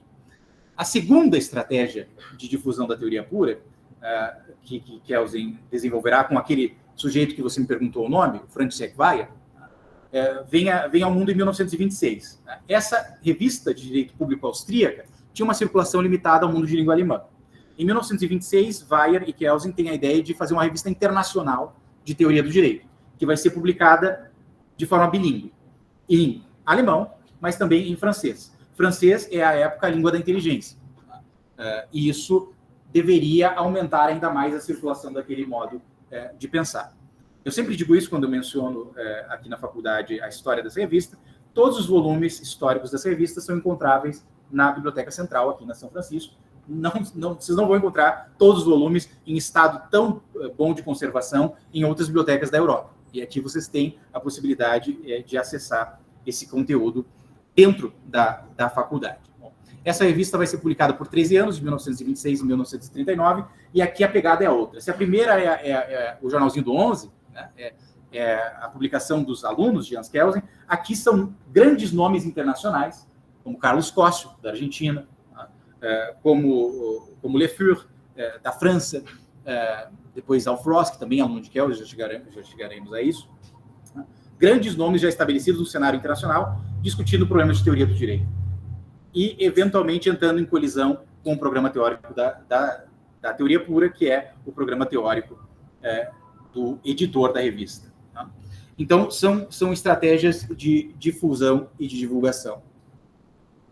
Ligadas a essa estratégia, há algo mais ou menos orgânico que se envolve, que é a peculiaridade que a teoria pura começa a despontar internacionalmente, também por causa das revistas, também por causa do renome pessoal de Kelsen, que é juiz constitucional na corte austríaca, que é célebre por ter participado das discussões do documento constitucional austríaco e que já é considerado como não mais apenas o rising star da teoria do direito e do direito público naquele momento, mas como a figura central. Lá nos seus 40 e tantos anos, ele muito precocemente já é visto como a referência dos debates. Então, esse sujeito consegue atrair uma série de jovens promissores de outros países até Viena para estudar direito público ou teoria do direito sob a orientação dele. E quis aí o acaso, né, muito disso é acaso, que vários desses alunos internacionais de Hans Kelsen seguiram carreira acadêmica própria nos respectivos países e se tornaram enormes referências, não apenas nos respectivos países, como internacionais. Dou 3 exemplos. Charles Azelman, que é um dos tradutores da teoria pura para o francês, uma das referências do direito administrativo francês no pós-guerra, aluno de Kelsen, estuda com Kelsen na década de 20, escrevendo uma tese de doutorado sobre corte constitucional. Alf Ross, vocês provavelmente leem ainda nos seminários de introdução ao estudo do direito, aluno de Hans Kelsen, que depois desenvolve um programa teórico que hoje a gente endereça, que a gente trata como sendo uma variante do chamado realismo jurídico escandinavo, que em grande medida é uma crítica ao programa da teoria pura do direito, mas um sujeito que surge de dentro dessa escola, tá? E que volta para a Dinamarca, para a Escandinávia, para a Suécia também, onde circula por um período, e vai levar adiante as ideias de Kelsen, nem que seja por forma de engajamento crítico. E o terceiro exemplo, Recasens Siches, tá? Um sujeito nascido na Guatemala, com carreira no mundo de língua espanhola, na Espanha e no México, que vai ser um dos grandes popularizadores do pensamento da teoria pura do direito na América Latina. Embora um sujeito que tenha mais ou menos claras inclinações dos naturalistas. Tá? Também assim se difunde a teoria pura, com base em alunos internacionais que voltam para casa e, em engajamento crítico com a teoria pura, difundem esse pensamento. Bom, ao agregar todas essas dimensões, o que eu espero que mais ou menos tenha emergido é que há um número considerável de variáveis que envolvem uma pluralidade de autores desempenhando um papel na elaboração da teoria pura do direito. A teoria pura do direito ela é gestada num processo de intensa discussão e crítica, quer dentro da própria rede de pesquisadores, quer para além das fronteiras dessa rede de pesquisadores, que hoje nós chamamos de Escola Jurídica de Viena, envolvendo a participação de alunos internacionais que depois se tornam críticos da teoria pura do direito. E, de novo, crítica também é uma forma de difusão de um programa de pensamento. Essa formação de pesquisadores, eu já, de alguma maneira, antecipei isso, se dissolve no mais tardar na década de 30, quando Kelsen, naquele contexto de perseguição do juiz constitucional Hans Kelsen por forças conservadoras, abandona Viena. Os alunos ficam, entre aspas, órfãos. Eles tentam se organizar e seguir o seminário privado sem Kelsen. E aí, dentre outras coisas, os egos entram no caminho. Sem uma figura aglutinadora central, os alunos, em alguma medida, começam a brigar entre eles pelo protagonismo, que era ocupar a posição de Hans Kelsen. E esse seminário privado implode por dentro, por assim dizer, se transforma em algo muito menor do que era quando Kelsen estava lá. Então, o destino da teoria pura é um pouco esse, tá? Desenvolvida num processo de intensa discussão e polêmica teórica num período curto de tempo, entre 1913, ano de inauguração do seminário privado, e 1930, ano em que Kelsen abandona Viena e vai à Colônia, e os alunos não conseguem manter aquela cultura de discussões da mesma forma. A escola continua como movimento teórico, mas como formação pessoal se dissolve aí, portanto, num destino que anda passo a passo com os desdobramentos históricos do século XX, com a ascensão do nacionalsocialismo, com a ascensão do austrofascismo. Bom, esses caras, essas pesquisadoras e esses pesquisadores desenvolveram em conjunto o que a gente chama hoje de teoria pura do direito, que eu vou apresentar muito rapidamente numa casca de nós. E talvez vocês percebam algo que eu não vou mencionar, ou algumas coisas que eu não vou mencionar, porque eu não considero que elas são essenciais para a compreensão desse projeto de pesquisa. O que eu vou mencionar aqui é o que eu imagino que seja o projeto mínimo compartilhado por essa rede de pesquisadores e pesquisadoras, é o que eu imagino que é suficiente para caracterizar o programa teórico da teoria pura do direito. Familiaridade com esse programa, ou adesão a esse programa, tal como eu vou apresentar, para mim, seria suficiente para caracterizar um tipo de pensamento como um tipo de pensamento orientado pela teoria pura do direito. Bom, a teoria pura do direito já aparece lá na livre docência de Kelsen com uma batalha em dois frontes. É uma batalha no campo da teoria do direito, mas é também uma batalha no campo da teoria do conhecimento jurídico. O que eu quero dizer com isso? É uma batalha que envolve, por um lado, a resposta, a briga pela resposta à pergunta: o que é, o que significa e como funciona o direito. Esse é o campo da teoria do direito propriamente dito. Aqui eu tenho uma série de respostas possíveis à pergunta no plano da teoria do direito, respostas que se referem ao objeto direito, mas ela também é uma proposta teórica, um programa teórico que se articula no campo da teoria do conhecimento jurídico. E aqui aparece a pergunta: como se deve fazer ciência do direito? A pergunta, como eu apresentei anteriormente, se é que há uma contribuição da ciência jurídica para a compreensão desse fenômeno social multifacetado que nós chamamos de direito, como é que deve se articular essa ciência jurídica para oferecer essa contribuição? O que eu posso, afinal, entender usando ciência jurídica que eu não poderia entender usando outras ciências?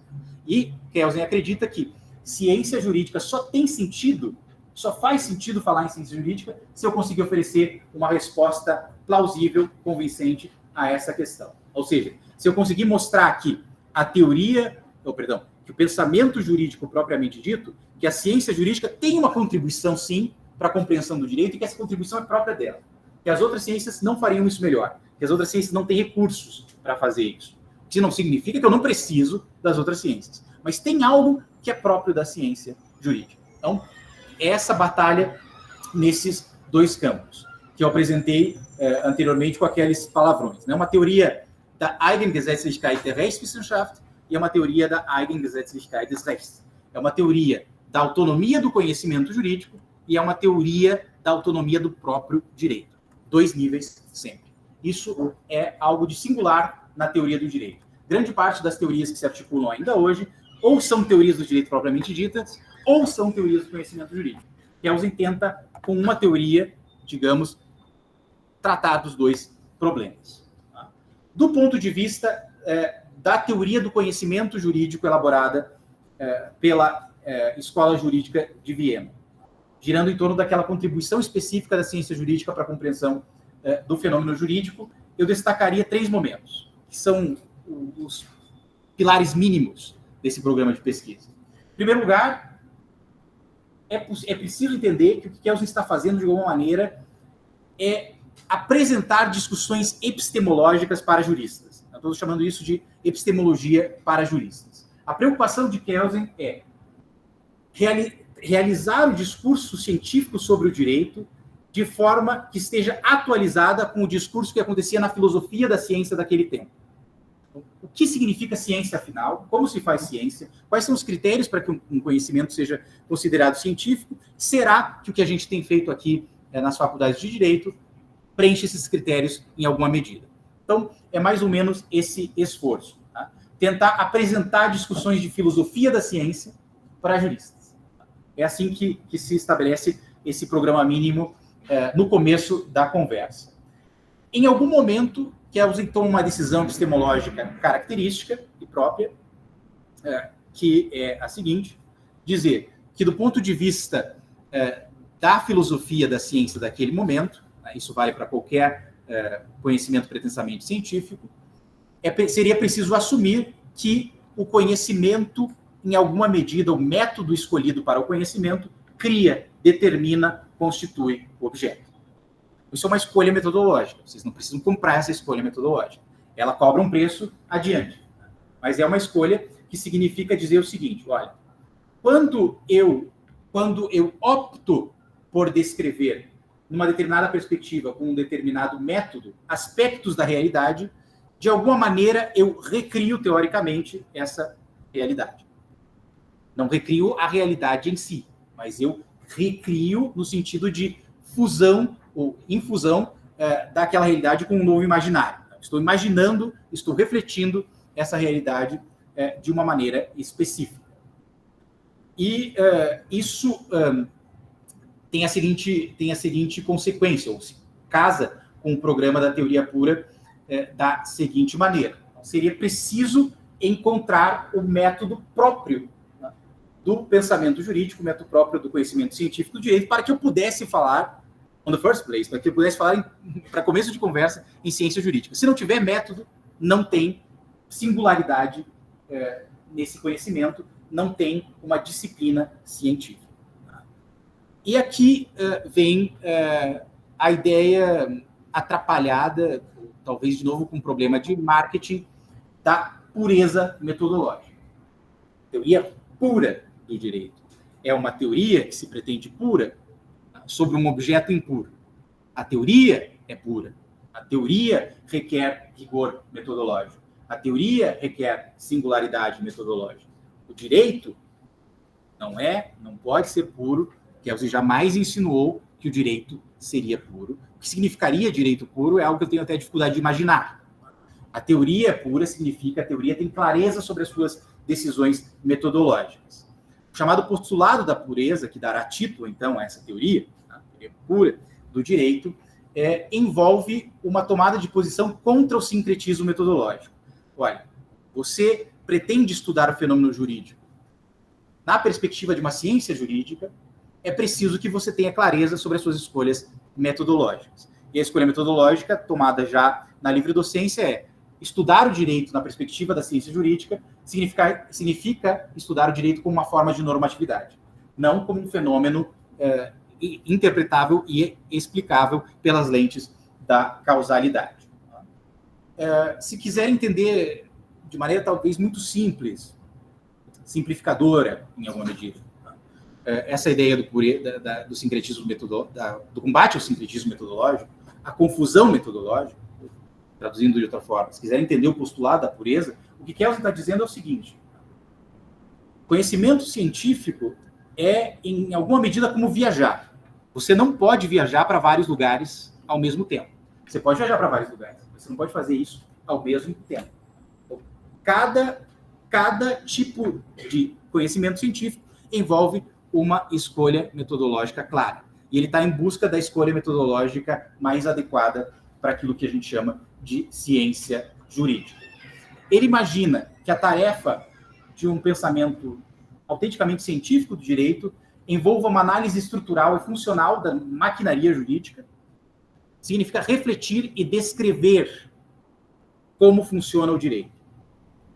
E aqui, Kelsen tem dificuldades até hoje em ser entendido. Tem dificuldades de recepção. Porque, de alguma maneira, na academia, nós temos alguns problemas com a pura e simples ideia de descrição. Não estou falando nem de ideias, de problemas metodológicos. Temos alguns problemas muito instintivos. Descrição parece algo desinteressante. Inclusive, em muitas línguas, você dizer que algo é descritivo significa chamar isso de chato. Se eu ouvir uma palestra e falar em alemão entre os meus colegas depois que isso foi meramente descritivo, eu estou dizendo que a palestra não trouxe nada de novo, não acrescentou coisa alguma ao debate. Eu não vou ter tempo de demonstrar isso, mas eu espero que vocês simplesmente acreditem em mim. Descrição é suficientemente complicado para a gente discutir a cada página da nossa descrição sobre o que nós estamos tentando transmitir sobre a realidade. Nós vamos discordar muito rapidamente quando nós tentarmos construir uma teoria sobre como funciona o direito. Não só como deveria funcionar o direito. Como funciona o direito? Tá? Depende ou não depende de coerção? Tá? É criado ou não é criado por juízes? Coisas assim. São questões descritivas e que geram suficientemente pano para manga. Há ou não conexão necessária do direito com a moral? O direito é um fenômeno que está preocupado com certo e errado? Coisas tão básicas quanto essas são respostas, são perguntas e respostas a problemas descritivos. E Kelsen está se propondo, com a teoria pura, tratar desse tipo de problema. Ligado ao postulado da pureza, há talvez aquilo que mais gerou repulsa, revolta e rejeição à teoria pura do direito. Quando Kelsen se propõe a fazer uma teoria descritiva do direito, dizer que esse é o caminho do pensamento científico no campo do conhecimento jurídico, que se houver ciência do direito, ela tem que ser praticada, a chance que ela tenha de ser praticada assim, quando ele está dizendo isso, em alguma maneira ele está puxando o tapete de uma tradição amplamente estabelecida, que é uma tradição amplamente difundida ainda hoje, segundo a qual juristas acadêmicos criam direito. Ou seja, a doutrina é direito. A doutrina sabe melhor que a prática jurídica o que é o próprio direito. Ao defender o postulado da pureza, Kelsen está, de alguma maneira, defendendo o direito contra os juristas. A gente hoje fala muito em ativismo judicial, com ou sem razão. O que Kelsen está dizendo aqui é que a batalha dele é contra o dogmativismo, ou seja, é contra o ativismo doutrinário. Você falar do direito, vendendo as suas teses sobre como você gostaria que fosse o direito, mas apresentando isso como descrição do direito. Isso acontece, volta e meia, por exemplo, no mais típico dos discursos de juristas, que é o discurso de crítica às decisões judiciais. Quando os juristas criticam decisões judiciais, não raro, embora eles não apresentem essa crítica dessa maneira, o que eles estão dizendo é que eles teriam um caminho melhor para aquela decisão, supondo que há um caminho predado, que a doutrina reconhece e que a prática ignorou. Contra esse tipo de movimento teórico, está escrevendo Hans Kelsen. E se vocês pensarem nesse exemplo que eu dei agora, isso é a dieta diária dos juristas. Sai uma decisão do STF, de vários juristas, vão para o Jota, vão para o Conjuro, e desce o cacete no STF, com o perdão da palavra.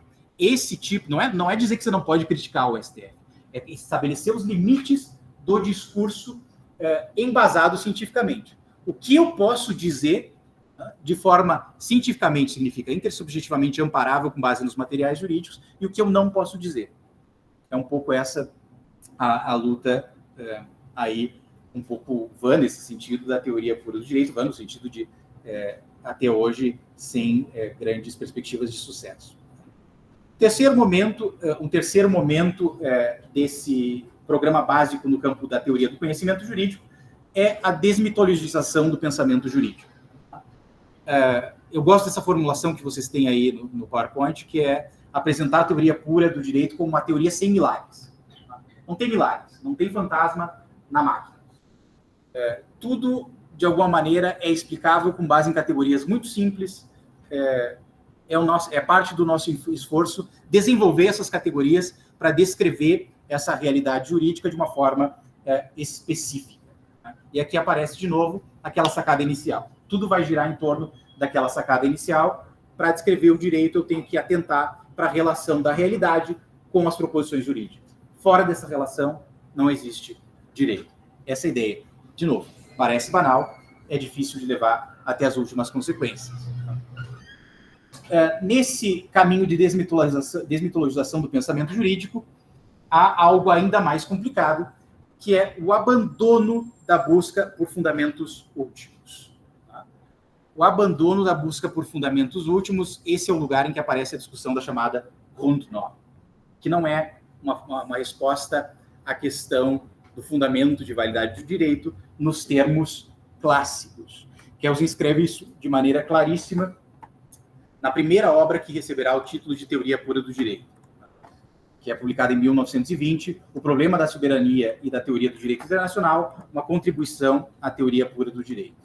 O que Kelsen está dizendo aqui é o seguinte: os chamados positivistas jurídicos do século XIX não eram senão pseudo-positivistas, porque ao tentar superar o direito natural, eles continuaram jogando o jogo do direito natural. Qual é o jogo do direito natural? O jogo do direito natural, da teoria do direito natural, diz Kelsen, é procurar pelo fundamento de validade do direito. O que fundamenta, racionaliza, justifica o ordenamento jurídico.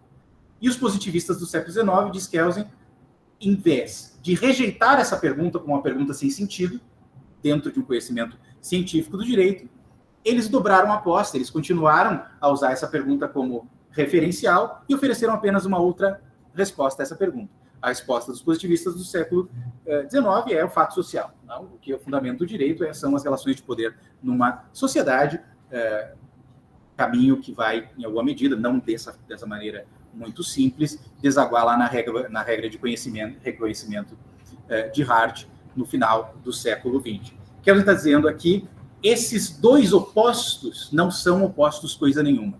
Positivismo do século XIX e justnaturalismo cometem o mesmíssimo erro. Qual é o erro? Fazer de novo a pergunta sobre o fundamento de validade do direito, que é uma pergunta que não tem resposta dentro do pensamento científico-jurídico, nos termos propostos por Hans Kelsen, e imaginar que é possível explicar o direito com base em algo que não é o direito. E a busca pelo fundamento é a busca ou pela justificação racional do direito, com recurso a figuras como a razão humana, a vontade divina, a dignidade do ser humano, a natureza humana, tá? Ou o fato social como algo que, naquela perspectiva que eu estava dizendo, o direito tem que ser percebido como algo normativo, não é algo propriamente jurídico para a teoria do direito. Tá? Então, Kelsen começa aqui nesse programa mínimo do ponto de vista epistemológico, já mexendo com os ídolos, tá? com as darlings do pensamento jurídico. Né? Até hoje a gente há uma resposta para a pergunta do fundamento de validade do direito. Até hoje essa pergunta é reformulada e bibliotecas são escritas com variações de respostas que já foram dadas, mas com outra roupagem teórica para essa mesma pergunta. E o que ele está dizendo é, essa pergunta é nonsense. Essa pergunta não pode ser respondida do ponto de vista de uma teoria do direito. Tá? Quem está dizendo que está respondendo essa pergunta do ponto de vista da teoria do direito está simplesmente saboteando um devaneio, uma vontade política com rompagem de discurso acadêmico. Tão radical assim é o que Kelsen está dizendo nesse momento histórico. Vocês vão entender que é um sujeito que não fez muitos amigos. Né? Vocês vão entender, aos poucos, porque a atitude número 1 com relação à teoria pura é uma atitude de crítica, de rejeição e não uma atitude de aprovação. Temos 7 minutos. Sim.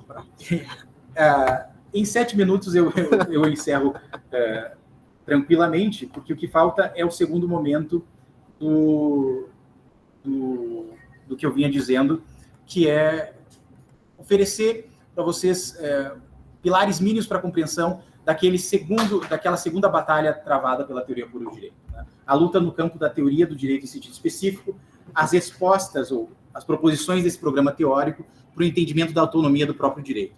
O que é o direito, como funciona o direito? O que a teoria pura diz a respeito disso?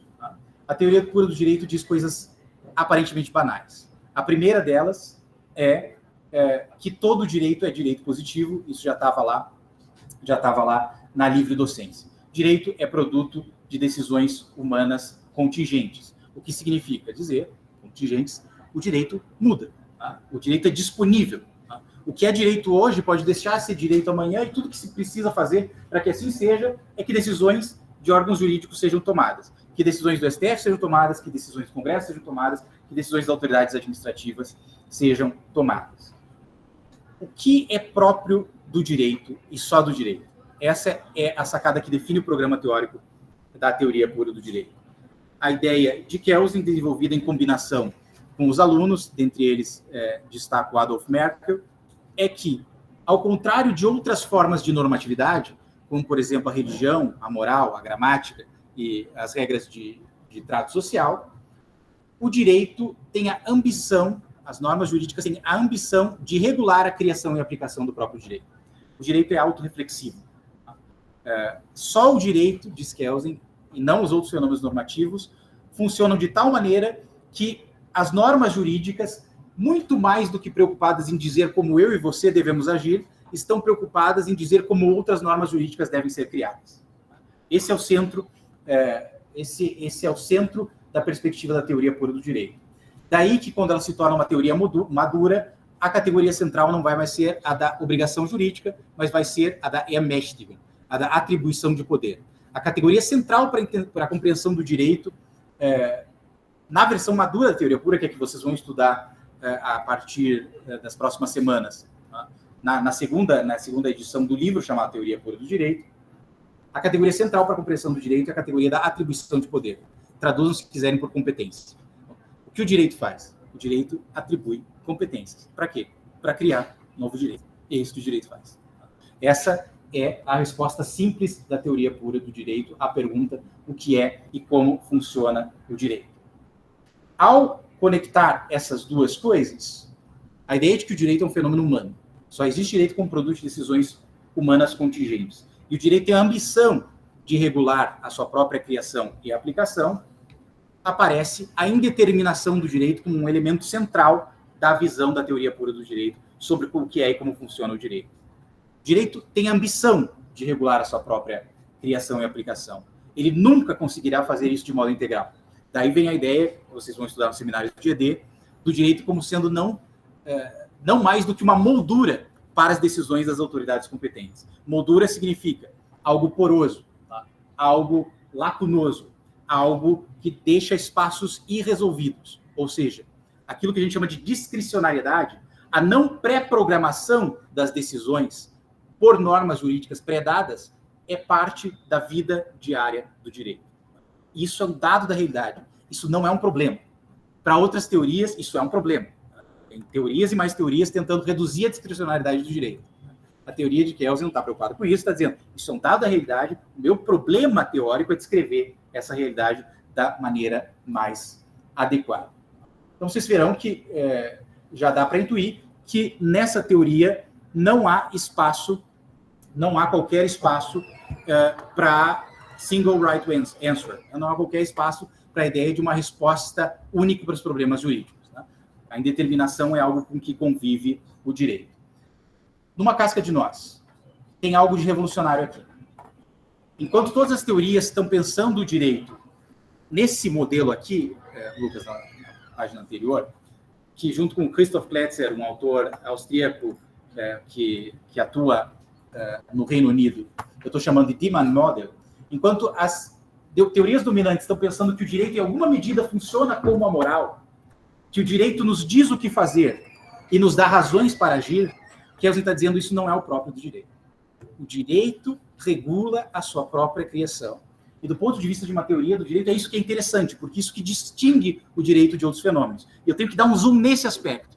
O direito também me diz o que fazer colateralmente, mas isso fazem a moral, fazem as moralidades, fazem as religiões, fazem outras formas de normatividade. O direito tem uma singularidade, que é essa de ser autorreferencial e operar em função da categoria da Meritum, que eu sugeri que vocês traduzam aí amadoramente como competência.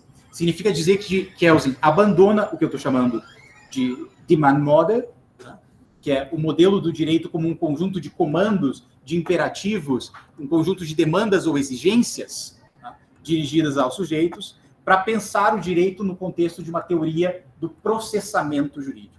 E isso muda tudo. Uma teoria do direito interessada no direito como um conjunto de exigências impostas aos sujeitos, que diz que os sujeitos devem agir dessa ou daquela maneira, é uma teoria muito diferente de uma teoria que está preocupada em descrever como funciona a maquinaria jurídica de uma maneira autorreferencial. O direito não está concorrendo com a moral no mesmo mercado da moral, está dizendo Kelsen. Então, toda essa discussão sobre direito e moralidade não aparece em Kelsen da mesma forma que aparece em outros atores. Kelsen está dizendo que a moral não funciona como o direito não funciona com a moral. O direito faz outras coisas na sociedade, não está aí no mercado de dizer o que é certo e errado, apenas lateralmente e de forma, do ponto de vista da teoria do direito, talvez desinteressante. Eu rumo para a conclusão que vai ficar pairando no ar em alguma medida, que é para dizer o seguinte: essas ideias que eu apresentei muito rapidamente, que eu não tenho a ambição de que vocês tenham compreendido de modo cabal, que são é o produto de uma elaboração teórica de um século, e que não se aprende assim de uma hora para outra, nem com maiores esforços de didática, exige bunda na cadeira e esforço para entender, mas essas ideias, elas têm algo de muito banal. Elas são revolucionárias, mas elas têm algo de muito banal. E essa banalidade, ela é dificílima de aceitar, do ponto de vista da teoria do direito. Estou me referindo ao fato de que o direito não é senão algo que depende de decisões humanas contingentes e que muda com essas decisões humanas contingentes. Em alguma medida, a radicalidade da teoria pura do direito reside numa trivialidade. Todo direito é direito humano. Todo direito, all law, is man-made law, para brincar com o dito dos realistas. Tá? Com o perdão da analogia futebolística. A analogia futebolística anda em desuso, mas eu me permito fazê-la ainda assim. Na década de 60 e na década de 70, o futebol foi revolucionado pela escola do Cruyff, da laranja mecânica, dos holandeses. Ele não fez essa revolução sozinho, mas a gente associa essa revolução ao nome de Cruyff. Havia outros jogadores, havia um ambiente cultural que explica essa revolução, havia os hippies da Holanda e assim por diante, o movimento de 1968 e uma série de coisas do contexto cultural. A revolução do chamado futebol total consistiu em chamar a atenção para o seguinte, que aquela equipe que não tem a bola, provavelmente não vai fazer o gol. Para fazer o gol, provavelmente eu preciso ter a bola. Genial. Simples. Genial no sentido, eu estou sendo irônico, né? que preciso de alguém para me dizer isso? Precisa de alguém fazer isso. Jogar o futebol total daquela maneira para mudar a maneira como se praticava o futebol. Uma escola de futebol se inicia aqui com a tentativa de domínio do controle do jogo, evitar perder a bola e, se perdeu a bola, correr atrás para recuperar, porque a equipe que não está com a bola pensa-se não vai fazer o gol. A teoria pura do direito, com Kelsen, mas também com todos aqueles outros, assim como no caso de Cruyff, todos aqueles outros jogadores, faz algo mais ou menos semelhante. Ela nos propõe pensar essa sacada genial, de novo irônico. Direito é direito humano. E se é humano, se é um fenômeno humano, vai rolar erro a dar com pau. Vai ter decisão esdrúxula a todo momento. E isso é direito. O direito integra esses erros. O direito positivo calcula com a possibilidade de erros. E quem quiser descrever o direito, entender como o direito funciona,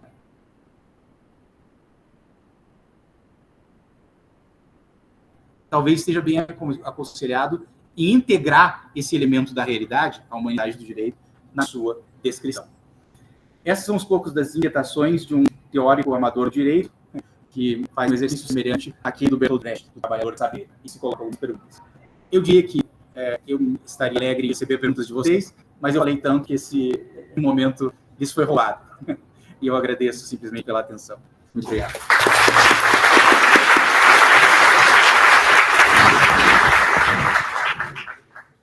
Obrigado, Rodrigo. Bom, tudo na Faculdade de Direito é muito elogiado, praxe, mas fica difícil a gente fazer um elogio sincero, quando é o caso.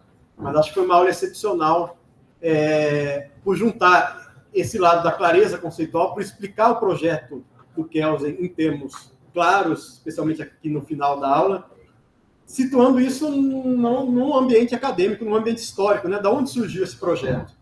Que é um pouco também o que a gente tem tentado fazer aqui na disciplina, dizer o que veio antes do Kelsen, ao que ele estava reagindo e que não surgiu do nada essa proposta, esse projeto da teoria pura do direito. Não queria roubar o tempo para perguntas, dando preferência a quem está presente aqui. Quem puder ficar mais um tempinho, quem quiser fazer alguma pergunta, por favor, se manifeste.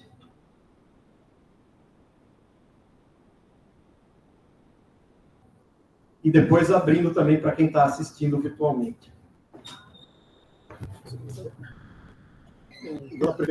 Por favor, vem aqui, senão não vai abrir.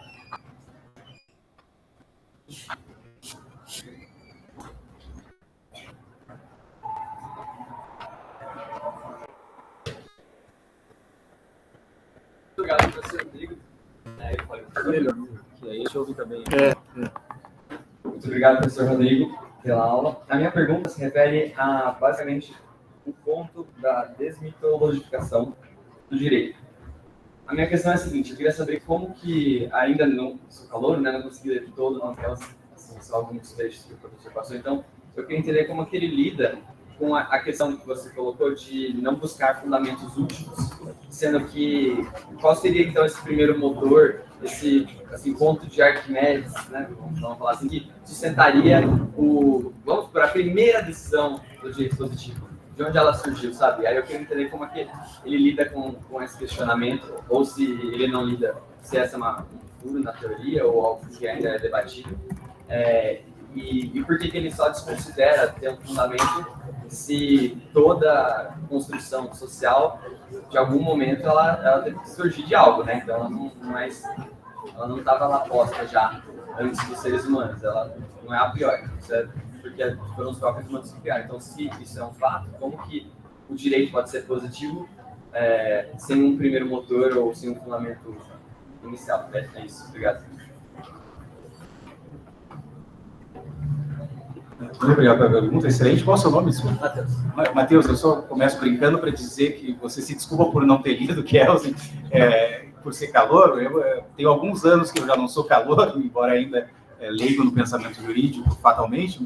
Kelsen escreveu 17 mil páginas originais, né? Para ler essas 17 mil páginas vão muitos anos, eu não fiz isso ainda. Então, não se preocupe com esses aspectos, né? A pergunta é interessantíssima e a pergunta é inevitável, a pergunta que nos leva a Gondor, né, que eu anunciei ao longo da minha fala. O que Kelsen está dizendo não é necessariamente que não haja explicações para a existência do direito na sociedade. Só que essas explicações não são explicações oferecíveis pela ciência jurídica como uma ciência normativa. O que a ciência jurídica normativa consegue fazer é explicitar o funcionamento do direito já em andamento. O direito já funcionando opera de tais maneiras que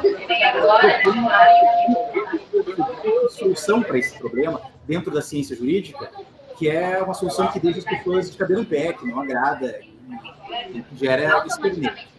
Kelsen vai dizer o seguinte: o que mantém a maquinaria funcionando, aquilo que as pessoas estão chamando de fundamento de validade do direito, é o fato de que nós, ao lidar com o direito no dia a dia, pressupomos que as decisões que nós estamos tratando como jurídicas se inserem numa ordem jurídica normativa que é válida. Ou seja, nós pressupomos a validade do direito e não fazemos mais do que isso no nosso dia a dia. Quando você vai lidar com um contrato, quando você vai lidar com uma decisão do STF, quando você vai lidar com um ato administrativo, ainda que para questionar a validade desse ato, desse contrato, dessa decisão, para questionar a legalidade, você está pressupondo que aquilo é uma manifestação do direito inserido num sistema que é válido.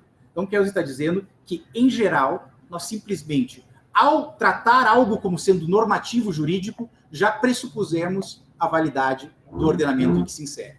Então, a resposta para o fundamento dentro da maquinaria é uma pressuposição. Isso, traduzindo em termos lumanianos, eu vou fazer essa brincadeira porque eu sei que aqui é a prata da casa. Tá? Traduzindo em termos lumanianos, se vocês forem ao livro-chave de Luhmann, a um dos livros-chave de Luhmann, da legitimação pelo procedimento, há algum momento em que ele explica o funcionamento e a variação do direito em sociedades democráticas, dizendo o seguinte: condição da variabilidade do direito em sociedades democráticas é o alto grau de indiferença dos sujeitos ao conteúdo e à variação do direito. Eu quero citar mais ou menos dizendo o seguinte: o direito funciona na base do fato de que nós pressupomos que o direito é válido. We don't care. A gente não está muito preocupado com a questão da validade do direito dentro do funcionamento da maquinaria. Né? Na medida em que eu me dirijo a fenômenos do mundo como normativos jurídicos, eu já pressupus a validade do direito. Né? Seria mais ou menos essa a resposta que Kelsen dá à questão. Agora você pergunta se ele está afirmando, estou traduzindo a tua pergunta, né? Se ele está afirmando que não há fatos sociais, né, enfim, né, gerando, de alguma maneira, os conteúdos normativos. De modo algum. Quando ele está dizendo que é produto de decisões humanas, as decisões humanas têm inúmeros motores, tá? Têm inúmeros fatores causais. Só que a ciência jurídica não está equipada para descrever isso. Para isso eu preciso da sociologia, para isso eu preciso da antropologia, para isso eu preciso da psicanálise, para isso eu preciso de outras formas de saber que não o jurídico. A teoria do direito não é uma teoria de tudo. Ela consegue explicar muito pouco. Então, um começo de conversa sobre essa tua pergunta muito rica seria mais ou menos por aí. Muito obrigado. Bom, eu vou passar só por uma pergunta aqui da Juliana, que levantou a mão. Juliana, não sei se a gente vai conseguir te ouvir, mas vamos tentar. Bom dia, professor. Bom dia. Eu sou aqui de Sergipe. Eu tenho estudado Kelsen desde a época do meu mestrado. Eu fiz mestrado aqui na Universidade Federal e fui aluna também do professor Flávio Bernardes, da PUC Minas. E o que sempre me causou uma dúvida muito grande, principalmente nessa sua fala, professor Rodrigo, no final, que ele fala o seguinte, que todo direito, que a teoria pura do direito fala que todo direito é produção de uma conduta humana, e a teoria pura do direito prevê possibilidades de erro.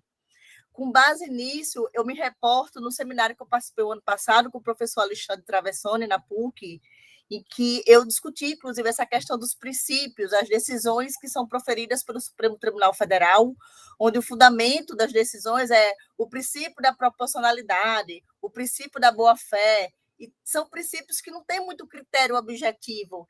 Então, na verdade, são fundamentos de validade que se colocam numa decisão que foge muito da moldura normativa, pelo menos assim, do direito positivo. Eu não sei se eu me fiz compreender. Então, eu queria saber, assim, como assim essa possibilidade de erro? Como assim essa moldura normativa?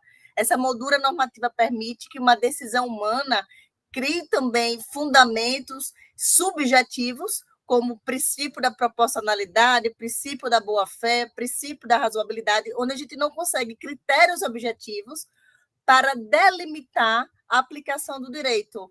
Eu não sei se eu me fiz entender, professor. Acho que sim. Acho que eu consigo arriscar uma conversa a partir do que você disse. Obrigado pela colocação. Eu diria mais ou menos o seguinte: são registros distintos. O registro normativo, que não é o registro da teoria pura, no sentido da teoria pura, não está preocupada, em momento algum, com a pergunta em saber como deveriam decidir os juízes, como deveriam agir os administradores, como deveriam agir os oficiais de polícia.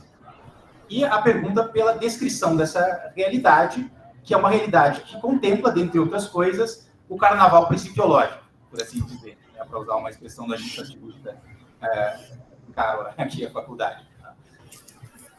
O carnaval principiológico, sabe-se lá como se queira chamar, com recurso Alex, sem recurso Alex, é possível de ser descrito com o instrumento conceitual da teoria pura do direito.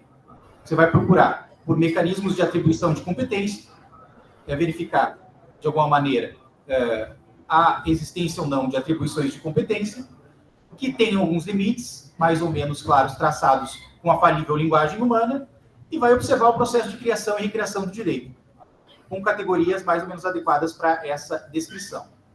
É possível que a sua descrição chegue ao resultado de que as molduras, tal qual existentes, em realidade, não autorizariam o carnaval principiológico, não autorizariam a criação do princípio jurídico da esperança, não autorizariam a criação de outras figuras que podem parecer bizarras. Agora, do ponto de vista da descrição desse fenômeno, o que me interessa é justamente explicar, oferecer uma explicação plausível para a possibilidade desse fenômeno. E é nesse sentido que Kelsen está dizendo que uma teoria precisa contemplar aquilo que se chama de erro jurídico. Ele não vai chamar de erro jurídico, essa é a minha maneira de traduzir de forma simples para um primeiro contato.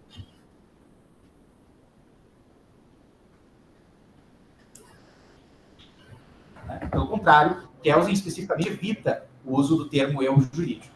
Mas o que eu estou querendo dizer ao traduzir Kelsen dessa maneira é isso. Uma teoria jurídica que desconsidere a possibilidade do carnaval psicológico, realidade do carnaval psicológico, ela está passando ao largo da prática do direito.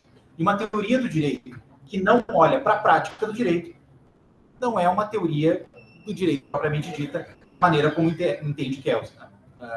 A teoria do direito, dizendo de uma maneira simples, na forma como a entende Kelsen, ela é tão boa quanto for a sua capacidade de explicar o mundo como ele é. Isso tem diversos problemas epistemológicos. Essa simples alegação minha agora tem problemas epistemológicos, mas é a crença epistemológica em que está alicerçada a teoria pura do direito. Aí eu não sei se você entende o meu dedo de prosa, minha tentativa. Pessoal, os presentes, os virtuais, precisamos bater em teatro aqui. Sim, professor Pinto. Então, no próximo seminário, dia 17 de abril.